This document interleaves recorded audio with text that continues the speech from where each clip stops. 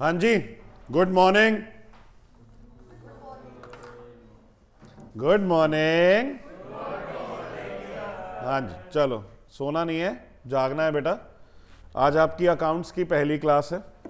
CA intermediate में आपका paper number 1 है अकाउंटिंग। अकाउंटिंग की तरफ अगर बेटा आप देखें तो थोड़ा प्यार से देखिएगा। सीए इंटरमीडिएट का अकाउंटिंग पेपर नंबर 1 बेटा काफ़ी इजी है। इसमें एज सच कोई बड़ी दिक्कत वाली बातें नहीं हैं। अकाउंटिंग का जो आपका पेपर है वो 2 पार्ट्स में हम डिवाइड कर सकते हैं, ठीक है। पहला पार्ट जो इसका होगा अकाउंट्स की, अगर मैं बात करूं बेटा जी, तो इस पूरे सिलेबस को हम 2 पार्ट्स में डिवाइड कर सकते हैं। पहला इसका पार्ट है कि हमारे जो अकाउंट्स के सारे चैप्टर्स होंगे, ठीक है। और दूसरा इसका पार्ट है अकाउंट्स में हमारे पास क्या होंगे बेटा, एएस। एएस समझते हैं आप? एएस क्या होते हैं? अकाउंटिंग स्टैंडर्ड्स, ठीक है। अकाउंटिंग स्टैंडर्ड्स हमें कुछ पढ़ने होंगे। हमें सारे अकाउंटिंग स्टैंडर्ड्स हमारे सिलेबस में नहीं है। उन्होंने अकाउंटिंग स्टैंडर्ड्स बांट दिए हैं पेपर नंबर 1 और पेपर नंबर 5 में। पेपर नंबर 5 आपका एडवांस्ड अकाउंटिंग होता है, ठीक है। हमने पढ़ना कैसे, मेरी बात बड़े ध्यान से सुनेंगे। जब भी मैं कोई चैप्टर शुरू करूंगा, सबसे पहले हम उसकी थ्योरी, उसकी जर्नल एंट्रीज, उसके प्रोसीजर पे ध्यान देंगे और फिर उसके क्वेश्चंस प्रैक्टिस करेंगे। अकाउंट्स में कोरिलेशन बिटवीन चैप्टर्स इतना नहीं है, समझ में आ रही है? कोरिलेशन नहीं है। एक चैप्टर किया, खत्म किया, दूसरा चैप्टर किया, उठाया, आपस में दोनों के रिश्तेदारी नहीं होती, समझ रहे हो? ठीक है। जैसे टैक्स में क्या होता है, टैक्स में तो आपको सारे हेड्स पढ़ने हैं, फिर फाइनल चैप्टर आप तभी कर सकते हो जब 5 हेड कर रखे हैं, तो कोरिलेशन है। लेकिन अकाउंट्स में एज सच कोई कोरिलेशन नहीं है बिटवीन चैप्टर्स। आज मैं कोई भी चैप्टर उठा लूं आपकी बुक में से, 10th चैप्टर उठा लूं, मैं वो करवा दूंगा, फिर फर्स्ट उठा लूं वो करवा दूंगा। कोरिलेशन नहीं है, ठीक है। ये हमारे लिए एक तरह से अच्छी बात भी है। अभी हम अकाउंट्स कैसे पढ़ेंगे? हम अकाउंट्स में चैप्टर्स उठाया करेंगे। जैसे आज मैं एक छोटे चैप्टर से शुरुआत करूंगा, छोटा प्यारा क्यूट सा, मेरी तरह बेटा है। ये क्या था? कौन सी बात सच नहीं थी? छोटा प्यारा और क्यूट तो ठीक है बेटा, है? मम्मी कहती है मेरी मैं क्यूट हूं। हाँ चलो, अच्छा मेरी बात सुनो, छोड़ो इस बात को, जाने दो। कि हम जो आज चैप्टर करेंगे बेटा वो आपके लिए काफी इंपॉर्टेंट है। वो चैप्टर आसान है, छोटा है, लेकिन श्योर शॉर्ट पेपर में आता भी है, ठीक है ना। तो हम आज से ही सीरियस पढ़ाई शुरू कर देंगे अकाउंट्स की। अकाउंट्स का सिलेबस बाकी आपके ग्रुप के सब्जेक्ट्स में काफी कम है रिलेटिवली, क्योंकि पेपर नंबर 5 में लंका लगानी है इन्होंने थोड़ी सी। पेपर नंबर 1 है अकाउंटिंग, पेपर नंबर 5 है एडवांस्ड अकाउंटिंग, ठीक है ना। तो वो एडवांस्ड है भाई, वहां एडवांस काम करने हैं हमने, कोई दिक्कत वाली बात नहीं है, ठीक है। तो हम अपना नॉर्मल पढ़ाई करेंगे। कैसे? 2 चैप्टर करेंगे, 2 एएस करेंगे, मिक्स एंड मैच करते रहेंगे बीच बीच में, ठीक है। ऐसा नहीं करेंगे कि सारे चैप्टर्स करें फिर उसके बाद एएस कर रहे हैं, क्योंकि फिर एएस में बोरियत हो जाती है थोड़ी। एएस में लिखने का काम ज्यादा हो जाता है, ठीक है ना। अकाउंटिंग स्टैंडर्ड्स बेटा एक बात और सुन लो, अकाउंटिंग स्टैंडर्ड्स आप सिर्फ मेरे नोट्स से पढ़ेंगे, मैं आपको हर चीज लिखवाऊंगा। अकाउंट्स का नोट बेटा, जो रजिस्टर आपने बनाना है अलग से, सुंदर सुशील रजिस्टर, जैसा मैंने पिछली क्लास में कहा था टैक्स की, मैं यहां पे भी कह रहा हूं कि आपको ऐसा रजिस्टर बनाना है इतना सुंदर के पढ़ाई करने के बाद OLX पे बिक जाए, ठीक है ना। नोट्स बहुत इंपॉर्टेंट हैं आपके लिए, ओके। नोट्स आपके मित्र हैं, तो इस बात का ध्यान रखेंगे। और आज का हम चैप्टर शुरू करते हैं, ठीक है। चैप्टर आज का है इंश्योरेंस क्लेम्स। इंश्योरेंस क्लेम्स, तो हमारे आज के चैप्टर का नाम क्या है बेटा? Insurance claims. मैं कोई अब ये मत समझना कि ये कोई ऐसे चल रहा है हवा में पढ़ा रहे हैं। सीरियस स्टडीज आर स्टार्टिंग, इसको ढंग से पढ़ना है, समझना है, ठीक है। कॉफी पिएगा कोई? नहीं पिएगा, कोई बात नहीं बेटा। बेटा हाँ बोलेंगे तो ज्यादा बनवानी पड़ेगी, इतना दूध ही नहीं है बेटा हमारे पास, गरीब लोग।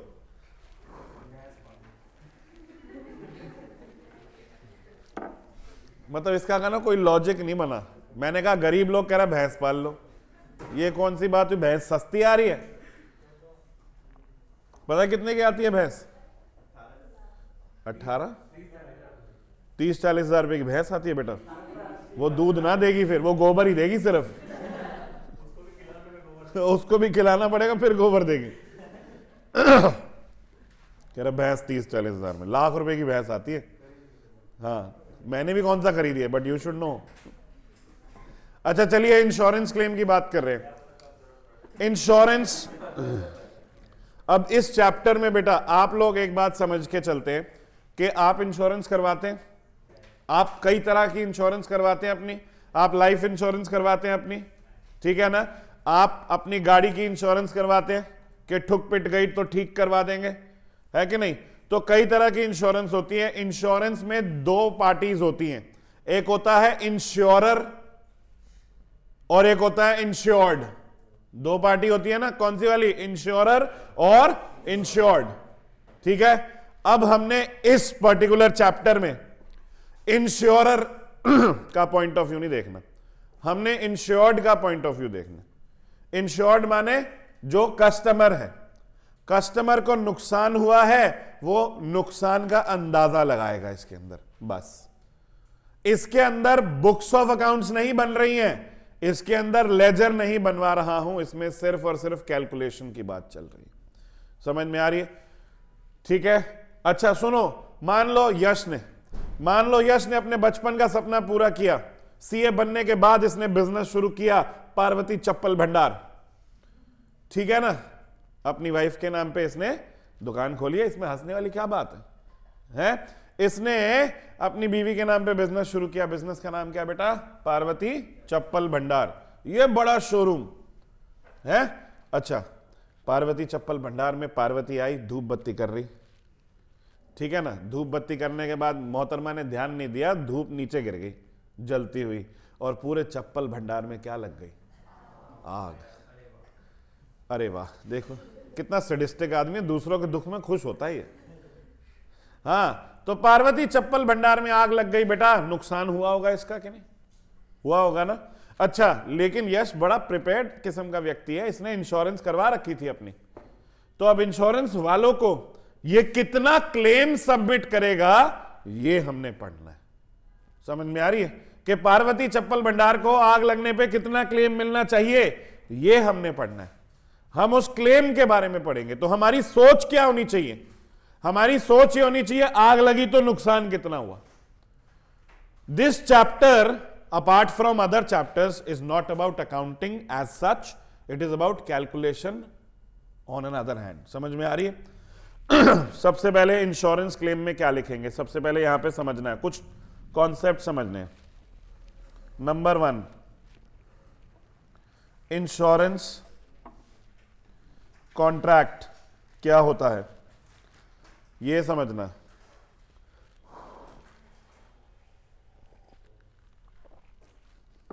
अब मैं जो लाइन बोलूंगा, इस लाइन को आप सदा याद रखेंगे। सदा मतलब बेटा जब तक है जान, ठीक है। लाइन क्या है? लाइन है, insurance is a contract of indemnity. कौन सा कॉन्ट्रैक्ट होता है? इंडेमनिटी। इसका मतलब समझा सकते हो? बिल्कुल, शाबाश, आप भी सही बता रहे हैं। Insurance is a contract of indemnity का मतलब क्या है कि जितना तुम्हारा नुकसान हुआ है, we will only make good that loss. इसका मतलब अर्थात तुम्हारा जितना नुकसान हुआ है, हम उतनी ही भरपाई करेंगे। तुम्हें कभी भी इंश्योरेंस से फायदा नहीं होगा। ऐसा नहीं होगा कि पार्वती चप्पल भंडार में जब आग लगी तो सारा सामान जल गया, पूरे 600 रुपए का नुकसान हुआ यश को, और इंश्योरेंस वाले इसको 700 रुपए दे रहे हैं। ऐसा नहीं होगा। समझ में आ रही है? इंश्योरेंस वाले कितने देंगे? 600 ही देंगे। क्लियर है? अब एक बात सोचो ना, गाड़ी ठुकती है, अगर कभी किसी ने गाड़ी ठोकी है बेटा, आप में से कई धुरंधर है, जाबाज लोग होंगे जिन्होंने अपनी अपनी गाड़ियां ठोकी होंगी। है बेटा, मैंने तो बेटा क्या ही बताऊं, मैंने कितनी ठोकी है गाड़ी, मैं तो बस गिरता पड़ता ही रहता हूं बेटा, कोई दिक्कत वाली बात थोड़ी है इसमें, मैं खुद खरीदता हूं ना। क्या तभी अच्छा, बिल्कुल जमीन से जुड़े हैं। मैंने तो बेटा बहुत मेहनत करके, बहुत पैसे जमा करके एक गाड़ी खरीदी थी सेकेंड हैंड, एस्टीम। एस्टीम याद है, पहले आती थी, लंबी गाड़ी होती थी, मारुति की एस्टीम, और काफ़ी लंबी गाड़ी होती थी बेटा। वो मैंने इतने प्यार से चलाई है ना कि मेरे बाद वो गाड़ी कोई यूज़ नहीं कर पाया। वो गाड़ी कट के स्क्रैप में बिकी है, मैंने ऐसी ठोकी थी बेटा, प्रेम से। उसका जो आगे का बोनट होता ना, उसकी झोपड़ी बना दी थी। चलो छोड़ो। हाँ, तो गाड़ी ठुकती है बेटा, तो गाड़ी ठुकने पे इंश्योरेंस वाले ये तो नहीं कहते चलो पीछे वाला बम्पर ठीक भी है फिर भी बदलवा लो। इंश्योरेंस क्या, कौन सा कॉन्ट्रैक्ट है? It is a contract of indemnity. ये बात समझ में आनी चाहिए, ठीक है ना। चलो तो इसके अंदर लिखते हैं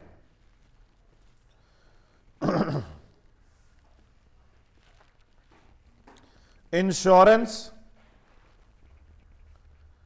contracts are contract of indemnity whereby one party called the insurer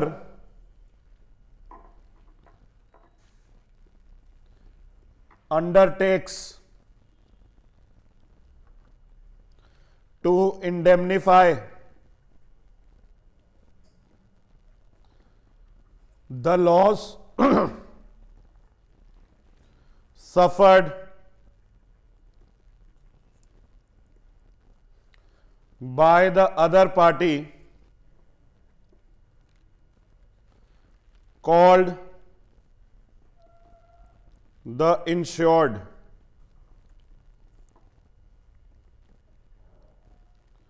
on the happening of some unforeseen event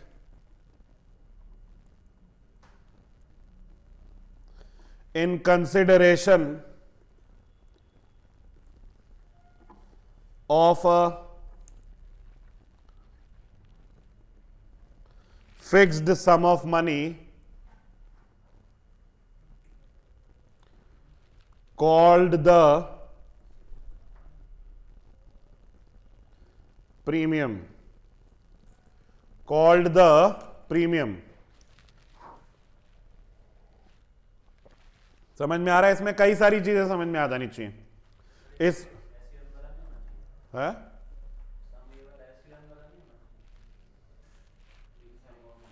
happening of some unforeseen event in condition of, हाँ जी एसयूएम वाला होना चाहिए, सही पकड़े हैं, ठीक है। तो of a fix sum of money called the premium, ये बात समझ में आ रही है। तो एक बात तो सीधी सी कि वो इंश्योरर जो है वो आपको क्यों इंडेमनीफाई कर रहा है? क्योंकि वो उसके बदले में क्या ले रहा है? प्रीमियम। आपसे प्रीमियम लेगा। अच्छा, अगर आपको कोई नुकसान ही नहीं हुआ तो कोई दिक्कत ही नहीं है, ठीक है ना, वो पैसे अपने पास रखेगा। ऐसा थोड़ी होता है कि कार की इंश्योरेंस करवाई, सारा साल कार नहीं ठोकी तो इंश्योरेंस वाले के पास गए, दो पैसे वापस कर, मैंने कार ठोकी नहीं है, ऐसा तो नहीं होता ना। तो यहां पे ये समझना है हमें कि इंश्योरेंस का कॉन्ट्रैक्ट क्या होता है? दो पार्टी होती है, इंश्योरर, इंश्योर्ड। इंश्योरर जो होता है वो इंश्योर्ड को इंडेमनीफाई करता है कि अगर कोई अनफोर्सीन इवेंट हो गया तो उस पर जो भी तेरे को लॉस होगा वो मैं इंडेमनीफाई करता हूं, उसके बदले में मैं क्या लूंगा? एक फिक्स सम ऑफ मनी, जिसे क्या कहते हैं? प्रीमियम। ये बात समझ में आ रही? चलिए अब आगे और बढ़ते हैं। इसके अंदर एक क्वेश्चन बनाते हैं, चलो। व्हेन लिखो साथ साथ में, does the liability of insurer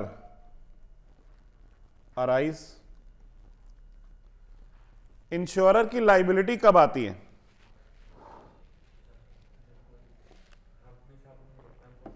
ठीक है ना, कुछ मिस हैपनिंग होती है। मैं आपको बताऊं, सन 2009 में ना, तुम क्या कर रहे थे? बच्चे थे। सन 2009 में मेरा एक बिजनेस था, ठीक है ना, सन 2009 में बिजनेस था मेरा, और मैंने पेपर प्लेट की फैक्ट्री खोली थी। पेपर प्लेट बेटा समझते हो, जिन प्लेट्स में आप पैटी वैटी खाते हो, वो डोने कटोरी से होते हैं जिसमें गोलगप्पे खाते हो, कहते हो भैया थोड़ा तीखा लगाना है, वो वाली फैक्ट्री थी मेरी। उसका मेन रॉ मटेरियल क्या होता है? पेपर। पेपर ही होता है ना, है ना। अच्छा, पेपर प्लेट की factory, main raw material paper. मेरी फैक्ट्री जो थी ना सॉरी, वो जो रोड थी उससे थोड़ा लेवल नीचे थी, मतलब एज इन दरवाजा खोलोगे तो you had to step down. समझ में आती है इतनी सी बात? ये मेरी फैक्ट्री। अच्छा, फैक्ट्री में काम कैसे होते हैं बेटा? एवं ही होता है, कोई प्रॉपर इंफ्रास्ट्रक्चर तो बंदा रखता नहीं है छोटी फैक्ट्रीज में। सारा सामान जमीन पे पड़ा होता है, फिक्स जो हमारा सामान हो गया वो पैक करके बोरियों में पड़ा होता है साइड पे। एक रात, वो काली रात, खूब बारिश आई और उस गली का जो ड्रेन होती है वो क्लॉग हो गई। पूरी गलियों में जैसे पानी नहीं भर जाता गुड़गांव, पता ही बेटा, तुम तो फेमिलियर हो। आधा घंटा बारिश है, ऐसा लगता है स्विमिंग पूल तो यही है। तो बारिश आई, वो दरवाजे में से पानी सारा नीचे भरता गया, और जब मैं अगले दिन पहुंचा, फैक्ट्री खोली, पैर नीचे रखा, छपाक इतना पानी भरा हुआ फैक्ट्री में, सारा माल तैर रहा है। आप मानो मेरा करीबन 2.5-3 लाख रुपए का नुकसान हो गया उस बारिश में। तो अब यहां पे समझना है। और एक बात बताऊं, I had insurance, but my insurance was fire insurance. समझने वाली बात है कि जो इंश्योरेंस भी होती है वो किसी पर्टिकुलर अनफोर्सीन इवेंट के लिए होती है। अब मेरा जो सामान नष्ट हुआ वो किस वजह से नष्ट हुआ? आग लगने से नहीं, पानी से। इंश्योरेंस वालों को फोन किया, कह रहे सर आपने तो आग के पैसे दिए थे, तो पानी से नष्ट हो गया। सॉरी, हम नहीं दे सकते, हम नहीं देंगे पैसे। समझ में आ रही है? तो यहां पे सवाल क्या कहते हैं कि when does the liability of insurer arise? तो इसमें हम जवाब में क्या लिखेंगे? The liability of the insurer to indemnify the loss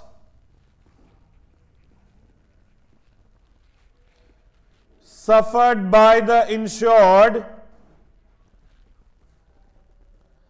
arises only when, या arises only when काट दो, इंग्लिश नहीं बन रही, on the happening of the event for which the policy is taken out।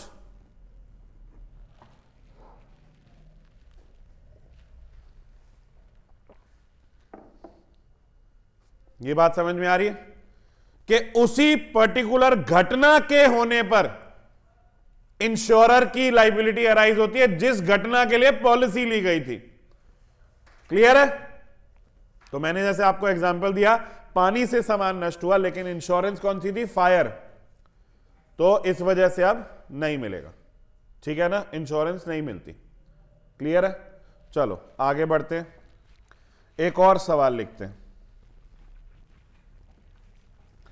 What is the extent of liability of the insurer?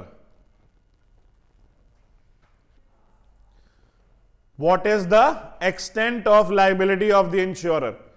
Question समझ में आ रहा है कि इंश्योरर आपको किस हद तक पैसे देगा? जितना नुकसान हो गया। लेकिन अब मेरी बात समझना जरा ध्यान से।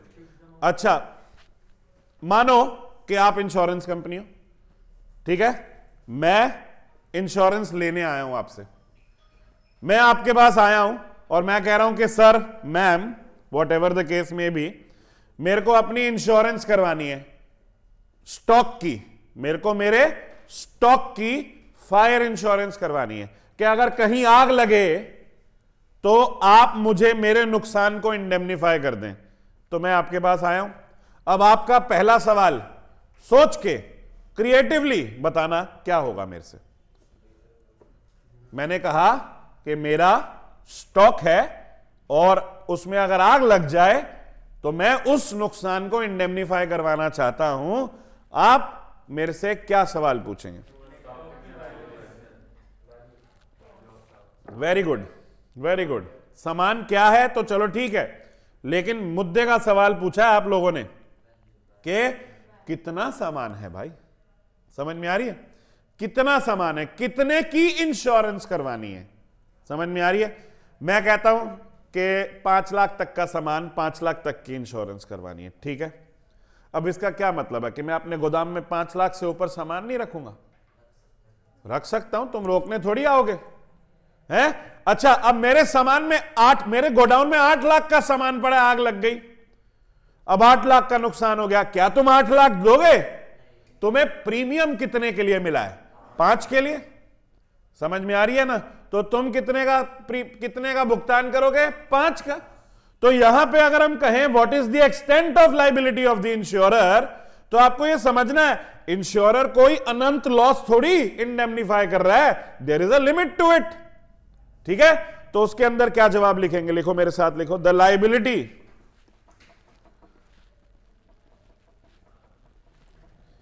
Of the insurer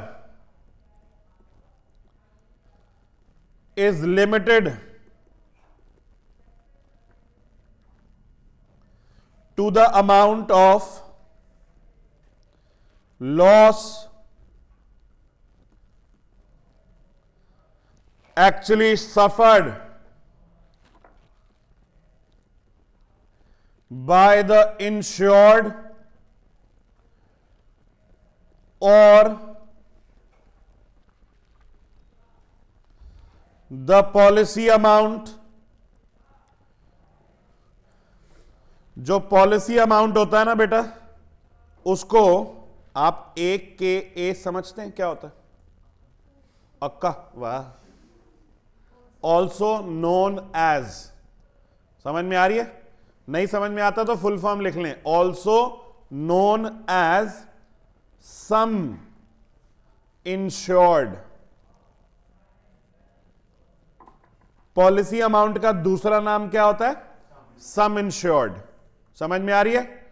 policy amount का दूसरा नाम सम इंश्योर्ड, विच एवर, एक ही बात है, इज लेस, एक ही बात है, सिनोनिम्स।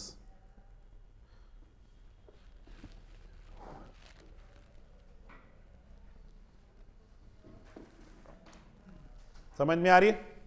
ये बात समझ में आई है? मेरे को नुकसान हुआ 4 लाख का, पॉलिसी ले रखी 5 लाख की, तो मुझे कितना रुपया देंगे इंश्योरेंस वाले? 4, क्योंकि फायदा तो देंगे ही नहीं कभी। जितना नुकसान है उतने की ही भरपाई करेंगे, क्योंकि हमने पहली लाइन क्लास की पहली बार हमने क्या सुनी थी? Insurance is a contract of indemnity, they will only make good our loss. समझ में आ रही है? ये लाइन कम से कम मैं 10 बार बोलूंगा आज की क्लास में, रोक सको तो रोक लो, तुम्हें याद करनी है, ठीक है ना? क्या? Insurance is a contract of indemnity, insurance company will only make good our loss, ठीक है ना? अच्छा, मान लो लॉस 6 लाख का हुआ है, बट इंश्योरेंस 5 लाख की कराई है, फिर 5 लाख। ये बात समझ में आ रही है? ठीक है। लेकिन यही मैं आपसे एक और कॉन्सेप्ट समझना चाहता हूं, ठीक है ना? यही इसके आगे ही मुझे लिखवाना है कुछ, तो उसके लिए मैं एक और कॉन्सेप्ट डिस्कस करना चाहता हूं, ठीक है? चलिए, हाँ, बिजनेस करना है भाई, कौन सा करें? चप्पल का? कुछ और? अच्छा दीदी आप ही बता दो, किस चीज का बिजनेस करें? स्टेशनरी। हाँ, ये पसंद भी आएगा दीदी को। चलिए मान के चलते हैं हमने पिंक स्टेशनरी शॉप खोली है, ठीक है। हमारे पास ए से लेकर जेड स्टेशनरी है, सब कुछ पिंक कलर में, ठीक है। पेन भी पिंक है, ब्लू रखते ही नहीं, ब्लैक रखते ही नहीं बेटा। लेकिन एक बात, आईसीआई का एग्जाम ना ब्लैक पेन से देना है, वो पिंक से मत दे आई हो, ठीक है। हाँ जी, अच्छा सुनो, तो हमने एक पिंक स्टेशनरी शॉप खोली है, ठीक है। अब पिंक स्टेशनरी शॉप खोली है, हमारा गोडाउन है, स्टॉक पड़ा हुआ है काफी ज्यादा। स्टेशनरी आपको पता है भैया बहुत ससेप्टेबल टू फायर है ना, कागज ही होता है मेजरली, तो हमें डर है कहीं आग ना लग जाए तो नुकसान हो जाए, इसलिए हम इंश्योरेंस करवाने जा रहे हैं, ठीक है। इंश्योरेंस करवाने जा रहे हैं, तो वहां जाके इंश्योरेंस करवाने गए तो हमने उनसे पूछा प्रीमियम, तो उन्होंने हमसे क्या पूछा, स्टॉक की वैल्यू बताओ। तो हमने कहा कि स्टॉक की वैल्यू हमारे 10 लाख होती है, तो वो कहते प्रीमियम तो इसका जी लेट्स से 45,000 पर ईयर है, उन्होंने ऐसा बता दिया। ओके, क्लियर है कि नहीं क्लियर है, ठीक है। अब आपका जो मन है थोड़ा सा ललचा गया, आपने कहा यार 10 लाख रुपए पे इतना ज्यादा प्रीमियम हो रहा है, क्यों ना थोड़ी कम की इंश्योरेंस करवा ली जाए। आपने क्या बोला कि 5 लाख रुपए की इंश्योरेंस कर दो, चलो ठीक है। और 5 लाख रुपए पे उन्होंने 25,000 रुपए का प्रीमियम आपसे चार्ज किया, लेकिन आपके गोडाउन में कितना माल है, 10 का ही माल है। ये बात समझ में आ रही है, क्लियर है कि नहीं क्लियर है। चलो अब मान लीजिए ये आपका गोडाउन है, ठीक है। हाँ ये देखो, इसका नाम क्या है, पिंक स्टेशनरी, ठीक है ना, देखो कितना बढ़िया नाम लिखा है हमने। अच्छा, अब पिंक स्टेशनरी पे एक दुखद दिन, बेटा देखो क्या हुआ, आग लग गई नालायकों। लाल रंग की घास होती है, कैसी बातें करते हो, क्या हुआ पिंक स्टेशनरी पे, आग लग गई। ये लाल रंग की लपटें हैं बेटा, ठीक है ना। हाँ, तो पिंक स्टेशनरी पे आग लग गई। हमने इंश्योरेंस करवा रखी है कि नहीं, करवा रखी है ना, ठीक है ना।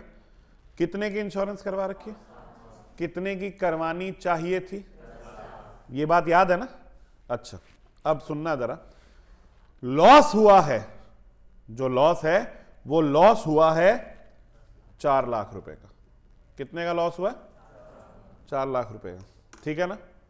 रिया की दुकान है ना, रिया मनी मन खुश है, करी कोई बात नहीं, आग लग गई तो क्या हुआ, 4 लाख का नुकसान हुआ है, 5 लाख रुपए की तो इंश्योरेंस मैंने करवा ही रखी है। तो अब मेरी बात बड़े ध्यान से सुनना, अब ये पूरा एग्जाम्पल आपको मैंने फ्रेम कर दिया। इंश्योरेंस करवानी कितने की चाहिए थी, क्योंकि सामान कितने का पड़ा है, 10। आपने कितने की करवाई, 5, ठीक है ना, आप कंजूस हो।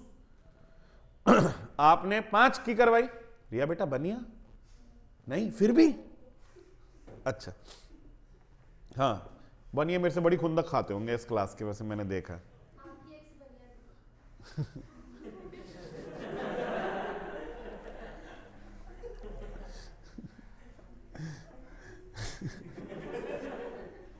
ये क्या लॉजिक हुआ,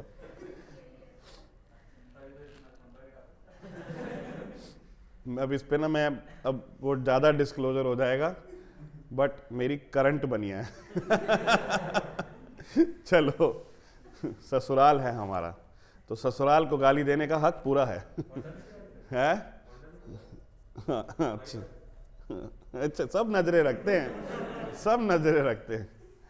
और बता दूं, मतलब देखो नजर इतनी तेज है लड़के की जिंदगी में, एक बार आई है होंडा सिटी पे, नहीं तो हर टाइम दूसरी गाड़ी पे आती है, लेकिन इन्होंने देख लिया।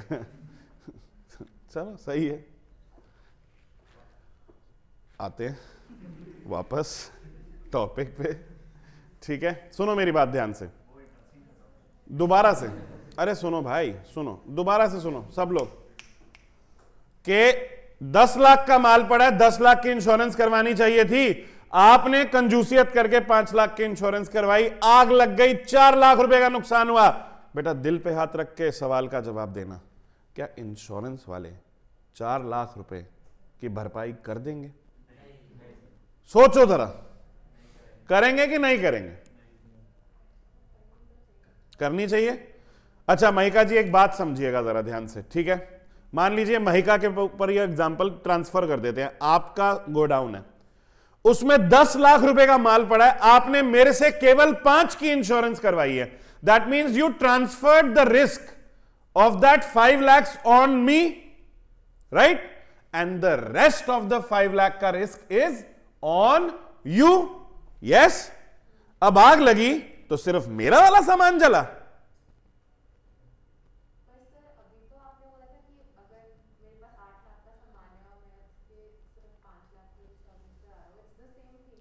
आई नो, वो मुझे एक पॉइंट समझाना था, लेकिन मेरा पॉइंट समझो अभी। अरे ऐसे कोई सामान मार्क थोड़ी हो जाता है कि ये वाला इंश्योर्ड है ये वाला नहीं है। आप स्टॉक की इंश्योरेंस करवा रहे हो, स्टॉक तो एवर मूविंग होता है, स्टॉक तो मूव होता रहता है ना, आता रहता है जाता रहता है। आप कॉस्टिंग में एक मटेरियल्स करके चैप्टर पढ़ेंगे, मटेरियल्स चैप्टर में आपको एवरेज स्टॉक ये सब पढ़ाया जाएगा, मैक्सिमम लेवल के इतना स्टॉक होता है, वो स्टॉक के बेसिस पे, मैक्सिमम लेवल के बेसिस पे हम इंश्योरेंस करवाते हैं। आप मेरी बात का जवाब दो। 10 लाख का माल था आपके फैक्ट्री में, 10 लाख का माल था, आपने केवल इंश्योरेंस कितने की कराई? 5 की। तो माने 5 का रिस्क तो इंश्योरेंस कंपनी का था, बाकी 5 का रिस्क किस पे था? ओनर पे था ना, वो ओनर पे रिस्क था। अब आग लगी तो उसी माल में लगी जिस माल का रिस्क इंश्योरेंस कंपनी ने लिया था।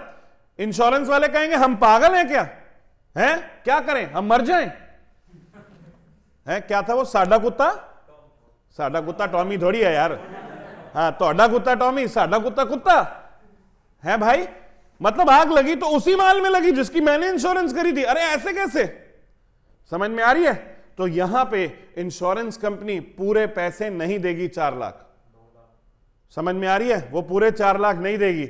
वो कहेगी देखो दीदी ऐसा है कि ठीक ठीक लगा लो, है ठीक ठीक लगा लो, ये मान के चलेंगे कि जो लॉस हुआ है बराबर हुआ है, आपके वाले में से भी और हमारे वाले में से भी। ठीक है?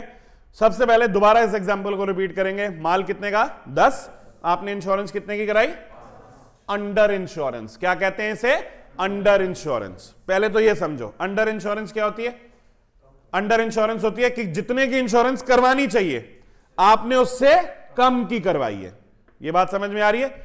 जितने की इंश्योरेंस करवानी चाहिए आपने उससे कम की करवाई है। और अगर आपने ऐसा किया है तो एवरेज क्लॉज लगता है। क्या लगता है? मेरे साथ बोलेंगे, एवरेज क्लॉज। समझ में आ रही? एवरेज क्लॉज लग जाता है। एवरेज क्लॉज बेटा इंश्योरेंस के कॉन्ट्रैक्ट में होना जरूरी है, तभी लगेगा। तो अब इसके बारे में बात करते हैं। सवाल क्या चल रहा था अभी? सवाल क्या था? What is the extent of liability of the insurer.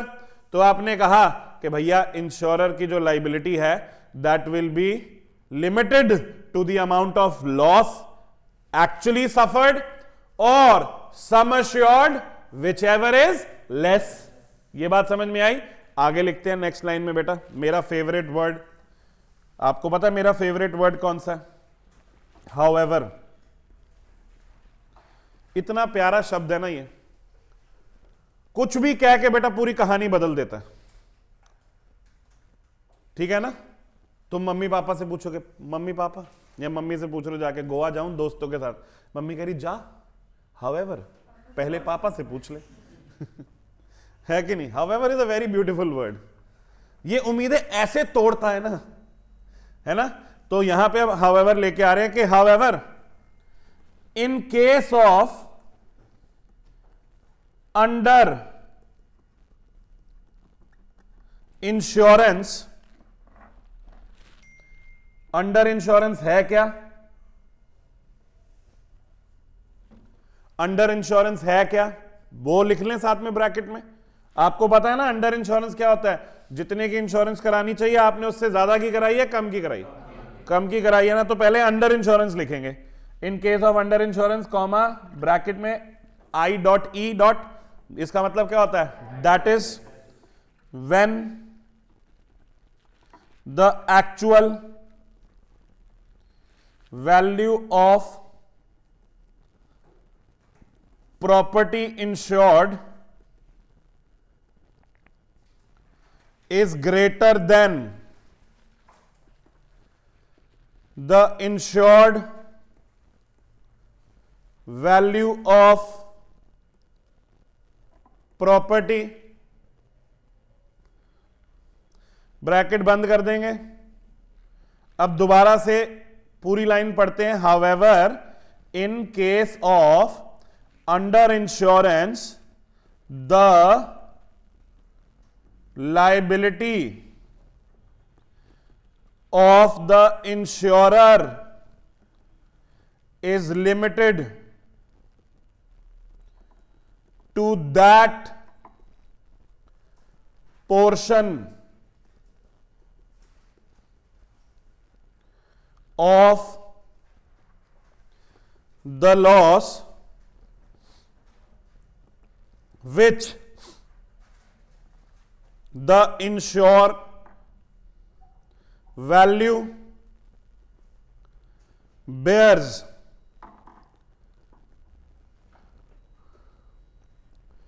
to the actual value of the property insured if an average clause is included in the insurance policy. If an average clause को underline करेंगे, inverted commas में डालेंगे, average clause is included in the insurance policy.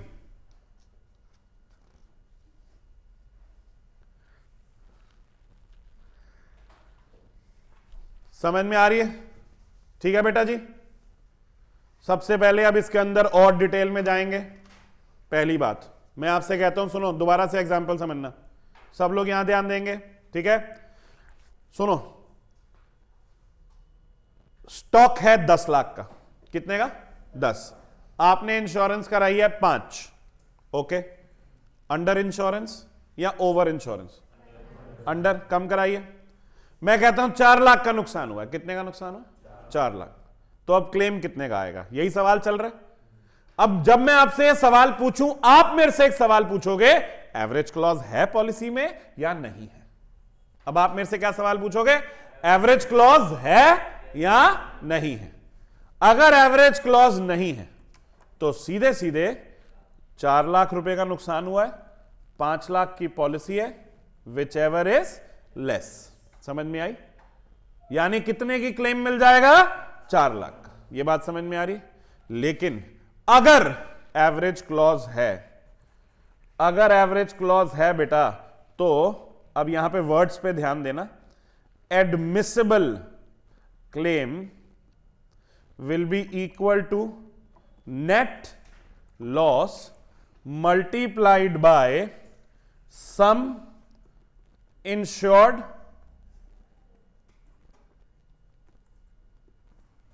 divided by insurable amount। क्या मतलब हुआ? Absolutely, जो कह रहे थे ना कि 2 लाख ही मिलेगा। आपको कितने की इंश्योरेंस करवानी चाहिए थी? 10 लाख। आपने कितने की करवाई? 5 लाख, है ना? यानी भैया आधा आधा रिस्क बांट लिया हमने। आधा आपने इंश्योरेंस कंपनी को दे दिया, आधा आप खुद बेयर कर रहे हो, ठीक है? और लॉस कितने का हुआ? 4 लाख का। तो भैया अब इंश्योरेंस कंपनी वाले कितना देंगे? 2 लाख। ये बात समझ में आ रही है कि नहीं? ये जो ऊपर पैराग्राफ लिखवाया मैंने उसे फॉर्मूला फॉर्म में लिख दिया, नथिंग एल्स। ओके, जो पैराग्राफ लिखा था वही फॉर्मूला फॉर्म में लिखा है। लेकिन आपको इस बात का ध्यान रखना है कि एवरेज क्लॉज होना चाहिए। अगर एवरेज क्लॉज नहीं होगा तो फिर सीधे सीधे आप जितना लॉस हुआ है उसे सम इंश्योर्ड से कंपेयर करेंगे, which ever is less will be your admissible claim. समझ में आ रही है? क्लियर है? एक एक करके, हाँ। नहीं नहीं, इंश्योरेंस पॉलिसी जो आपने ली है उसके अंदर क्लॉजेस होते हैं जो आप साइन करते हो। इंश्योरेंस कंपनी ने डाला है या नहीं डाला है, ये सवाल है। हमारे पास ऑप्शन नहीं होता। आप बताइए अब क्या पूछ रहे हैं?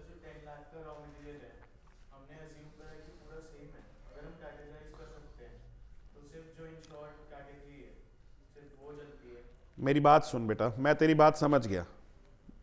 बच्चा कह रहा है कि जो स्टॉक है वो कैटेगराइजेबल है, मतलब आइडेंटिफाइबल है, तो हम उसकी इंश्योरेंस करवा देते हैं और आइडेंटिफाई कर सकते हैं कि कितने की इंश्योरेंस हुई है। पहली एक बात बताओ, stock is a fixed asset और अ मूविंग आइटम। आपकी मंशा क्या होती है? स्टॉक आए तो बिक जाए। हम तो ये कहेंगे भाई आए भी ना पहले ही बिक जाए, यही होता है ना मन में। तो आप किसी मूविंग आइटम की स्पेसिफिक इंश्योरेंस करवाते हो कभी? नहीं ना। स्टॉक की ऐसे इंश्योरेंस नहीं होती जैसे आप बोल रहे हो। फिक्स्ड एसेट्स की होती है कि चलो मेरे पास 2 गाड़ियां हैं तो इसकी एक इंश्योरेंस है, इसकी एक इंश्योरेंस है। समझ में आ रही है? लेकिन स्टॉक मूविंग आइटम होता है ना बेटा, आप उसकी इंश्योरेंस वो वाली नहीं करवा सकते। हम अभी स्टॉक की बात कर रहे हैं। Is that clear? तो हाँ भी सारे बच्चों, यहां तक बात क्लियर है? पूछिए जी। हाँ जी। तो बेटा अब सुनो मेरी बात, ये मुझे टैक्स में तो फेस करना ही पड़ता है। एक एक एक व्यक्ति होता है जिसे कहते हैं सर्वेयर। क्या कहते हैं? सर्वेयर। सर्वेयर इंश्योरेंस के एजेंट्स होते हैं जो सर्वे करते हैं, और दे आर इंडिपेंडेंट पार्टीज। ठीक है ना? They are third parties hired by the insurance company to survey. Sorry, bank के एम्प्लॉय? नहीं नहीं, मतलब जैसे इंश्योरेंस कंपनी से पैसा लेना ना आपने, तो बैंक कहां से आ गया अब इसमें? आपने लेट्स से बजाज कैपिटल या कोई भी लाइफ इंश्योरेंस कंपनी से इंश्योरेंस करवाई है, ठीक है? आपके यहाँ आग लग गई, आपने क्लेम किसको सबमिट कराया? इंश्योरेंस कंपनी को। तो इंश्योरेंस कंपनी अब कैब कौन भेजेगी? सर्वेयर भेजेगी। सर्वेयर इन्वेस्टिगेशन करेगा। समझ में आ रही है? उस इन्वेस्टिगेशन में सर्वेयर को पता चल जाएगा, हम ये मान के चल रहे हैं। अब आप बहुत अव्वल दर्जे के चोर हैं और आप छुपा गए तो बधाई हो, ठीक है? कुछ नहीं होगा, फिर पूरा पूरा क्लेम मिल जाएगा। ओके, ठीक है ना? हाँ, बाय द वे नहीं छुपता बेटा, ठीक है ना? आगे बढ़ सकते हैं।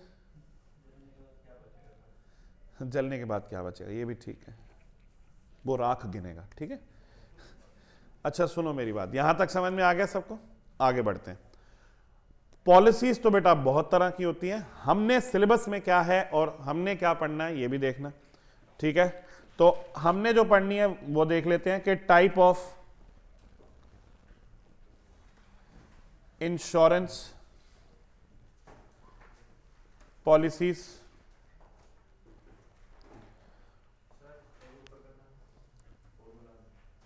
लिख लो भैया, लिख लो।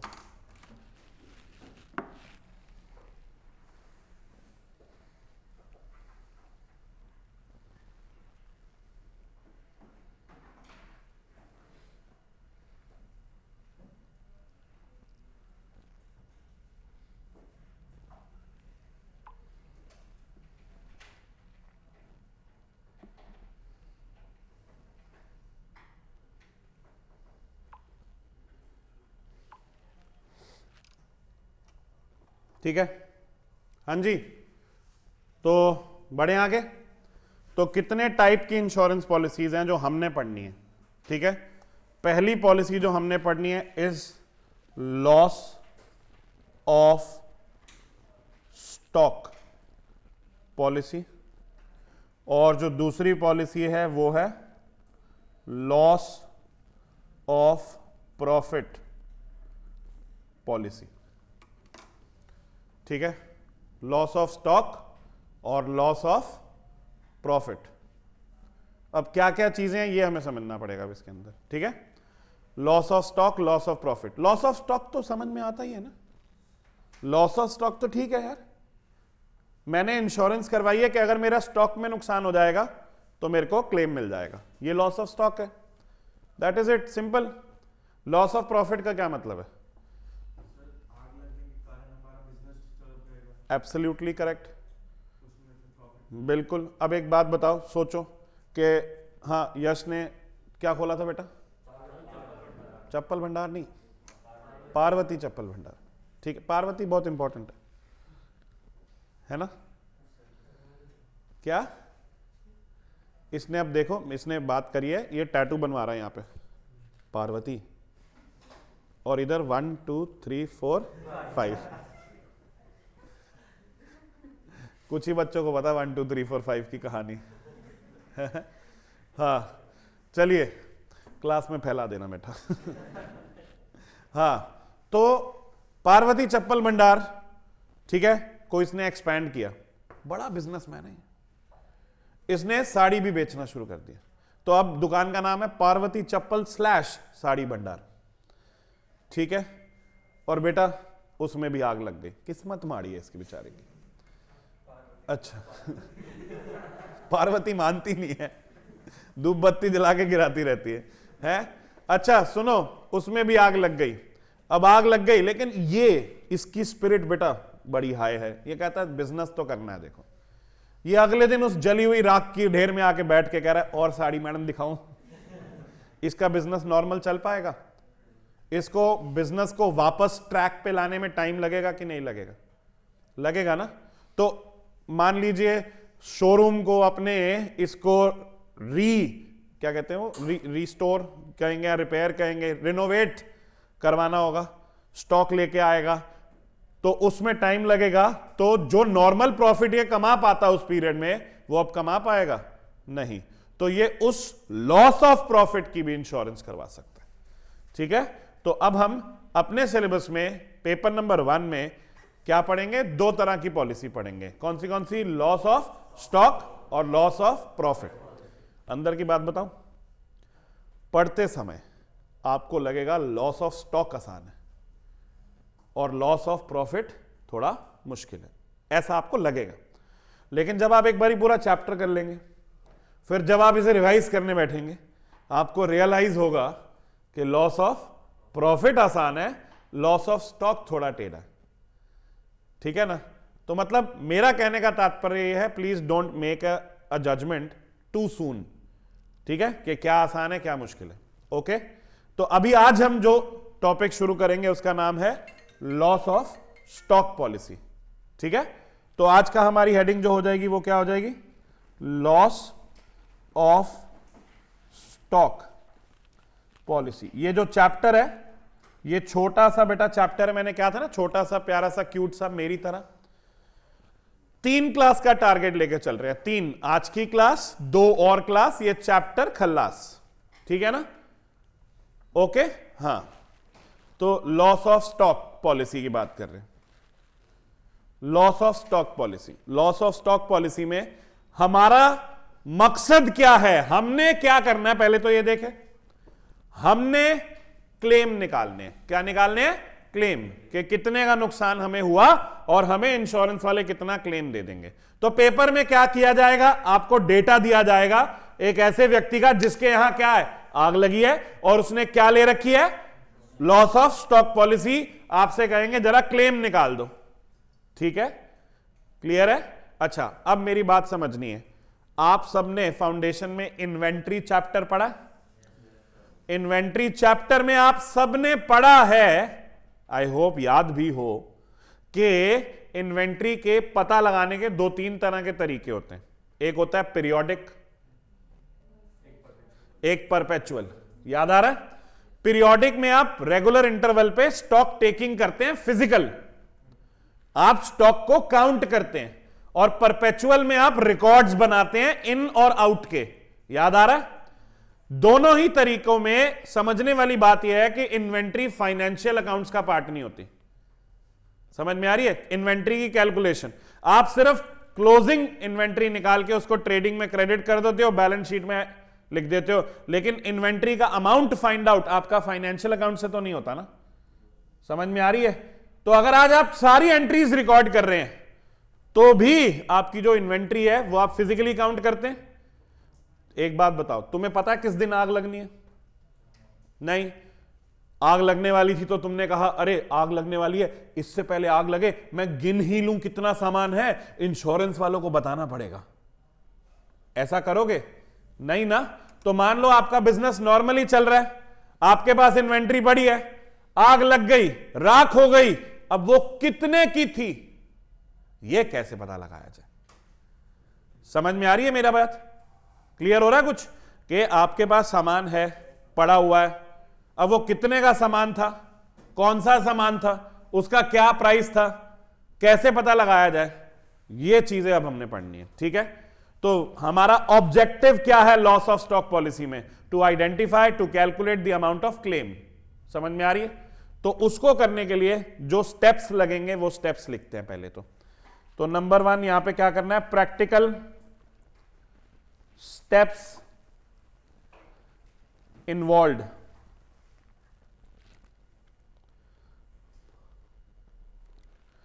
practical steps involved in determination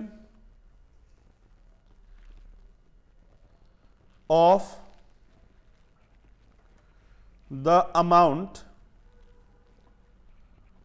of claim। ठीक है, practical steps involved in determination of the amount of claim। ठीक है जी, अब इसको समझना है हमने, हमें क्लेम कैलकुलेट करना है। ठीक है, 5 स्टेप है हमारे, वो कैसे हैं, क्या है, एक एक करके देखते हैं। ओके, चलिए step 1,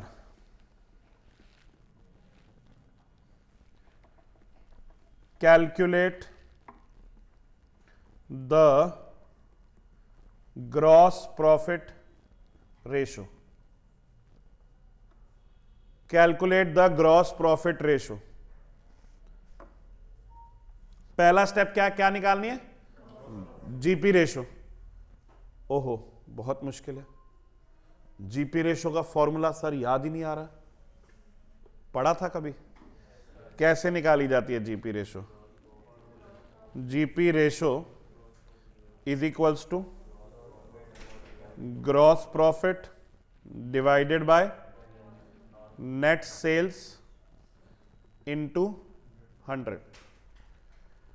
GP ratio is equals to gross profit divided by net sales into 100। चलने देते बेटा, अच्छा गाना था। कौन सा गाना था?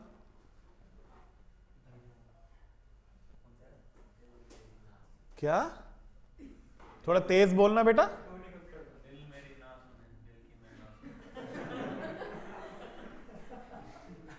दिल मेरी ना सुने, ओए होए, कट्टी हो आपस में।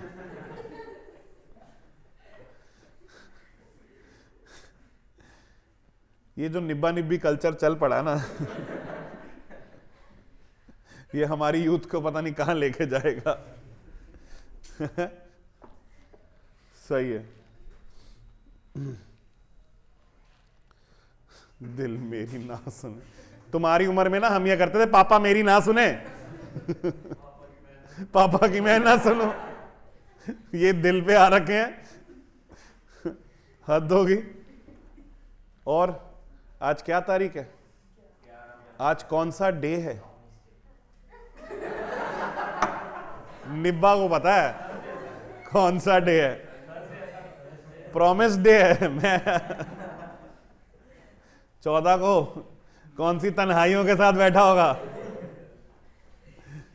है? सर मैं और मेरी तन्हाइयां अक्सर ये बातें किया करती हैं। सही है बेटा, सही है। Promise day. और कौन से डे हैं बचे? हम ये भी बता दे, तेरे को पता ही होगा। अबे झूठ मत बोल, बता दे। है शर्मा रहा है? अरे बता दे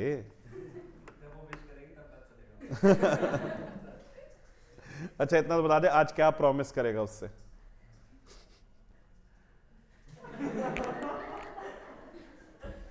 छोड़ो, चलो ठीक है, कोई बात नहीं। अच्छा आपका नाम क्या है बेटा? हाँ जी, प्रतिष्ठा, बहुत तगड़ा नाम है आपका। सुषमा, ठीक है, मेरे को इन दोनों के याद नहीं आ रहे थे, बाकी के तो होपफुली याद है। ठीक है, कोई बात नहीं, नहीं मेरे को याद है सबके नाम, ऐसी बात नहीं।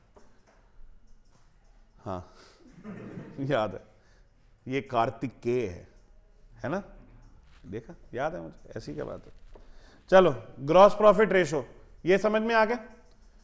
अभी ये मत सोचना कि सर जीपी रेशो निकालनी क्यों है, अभी बस ये समझो जीपी रेशो निकालनी कैसे है, ठीक है ना। जीपी रेशो के बारे में बात कर रहे हैं, तो जीपी रेशो निकालनी है। जीपी रेशो कैसे निकालनी है? GP gross profit divide by net cell into 100। मेरी बात सुनना, देखो टाइमलाइन बनाता हूं एक, तुम मत बनाना, टाइमलाइन बना रहा हूं। साल शुरू हुआ 1 अप्रैल 2020 से, कब खत्म होगा? 31 मार्च 2021 को। हमारा साल बेटा अप्रैल में ही शुरू होता है, फाइनेंशियल ईयर ही करते हैं। क्वेश्चन में अगर कैलेंडर ईयर लिखा हो तो कैलेंडर ईयर मान के चलेंगे, नहीं तो हम बेसिकली कौन सा ईयर मानते हैं? Financial year. खबरदार किसी ने 31 दिसंबर की रात को हैप्पी न्यू ईयर बोला किसी को। अपन का न्यू ईयर कब आता है? 1 अप्रैल। हमारा न्यू ईयर 1 अप्रैल को आएगा, हैप्पी न्यू ईयर एक दूसरे को तब विश करेंगे हम, ठीक है ना। हमारा फाइनेंशियल ईयर है। अच्छा सुनो मेरी बात ध्यान से, 1 अप्रैल को आप नॉर्मल बिजनेस शुरू कर रहे हो, ठीक है, पता है आग लगनी है, कोई डेट फिक्स है? नहीं ना। ऐसा हो जाता है कि मान लो 7 सितंबर को, हाँ ये क्या हो गया, आग लग गई, ठीक है ना। अब हमें 7 सितंबर को पता लगाना है कितना स्टॉक था, कितने की आग लगी, कितना क्लेम मिलेगा। तो उसके लिए मैंने आपसे क्या कहा, स्टेप नंबर 1 क्या है? जीपी रेशो निकालो। तो जीपी रेशो कौन सा पीरियड का निकलना है? वो प्री पीरियड का निकलना है, माने पिछले साल का निकलना है। इस साल का जीपी रेशो कैसे निकाल लोगे अभी तक? समझ में आ रही है? तो ये जो जीपी निकलेगा ये कौन से डेटा से निकलेगा?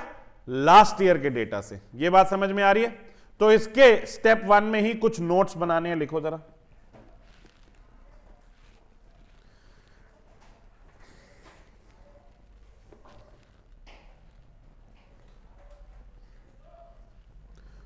ठीक है, अब ये जीपी रेशो कौन से साल का है? पिछले साल का, ठीक है ना। अब कैसे निकालना है अब आगे देखते हैं, ठीक है। नोट्स बनाने हैं इसके अंदर। नोट नंबर 1, नोट नंबर 1 में लिखेंगे the effects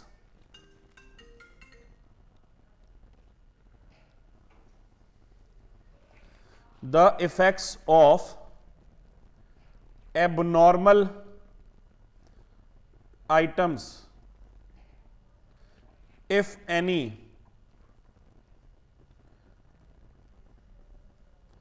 should be adjusted. The effects of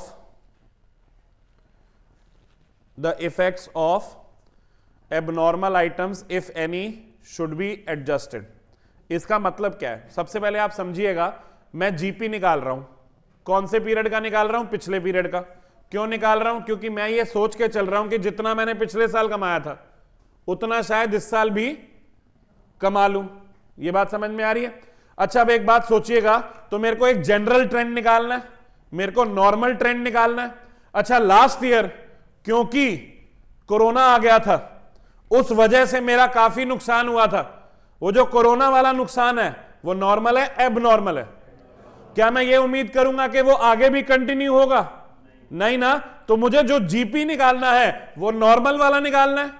तो मुझे उस जीपी को निकालते समय अगर कोई एबनॉर्मल आइटम्स हैं जो मैंने एबनॉर्मल प्राइसेस पे बेचे थे, उन्हें एलिमिनेट करना होगा ताकि जो जीपी मैं कैलकुलेट करूं वो नॉर्मल जीपी हो जो आगे भी प्रोजेक्ट हो सकता हो। यह बात समझ में आ रही है कि नहीं? Is that clear? तो जीपी मेरे को कौन सा चाहिए? नॉर्मल, ठीक है, जो कंटिन्यू हो। Is that clear? अच्छा लास्ट ईयर लॉकडाउन था भाई, हैं, मेरे बिजनेस में मैंने 1000 रुपए का सामान 200 रुपए में बेचा, नुकसान पे बेचा।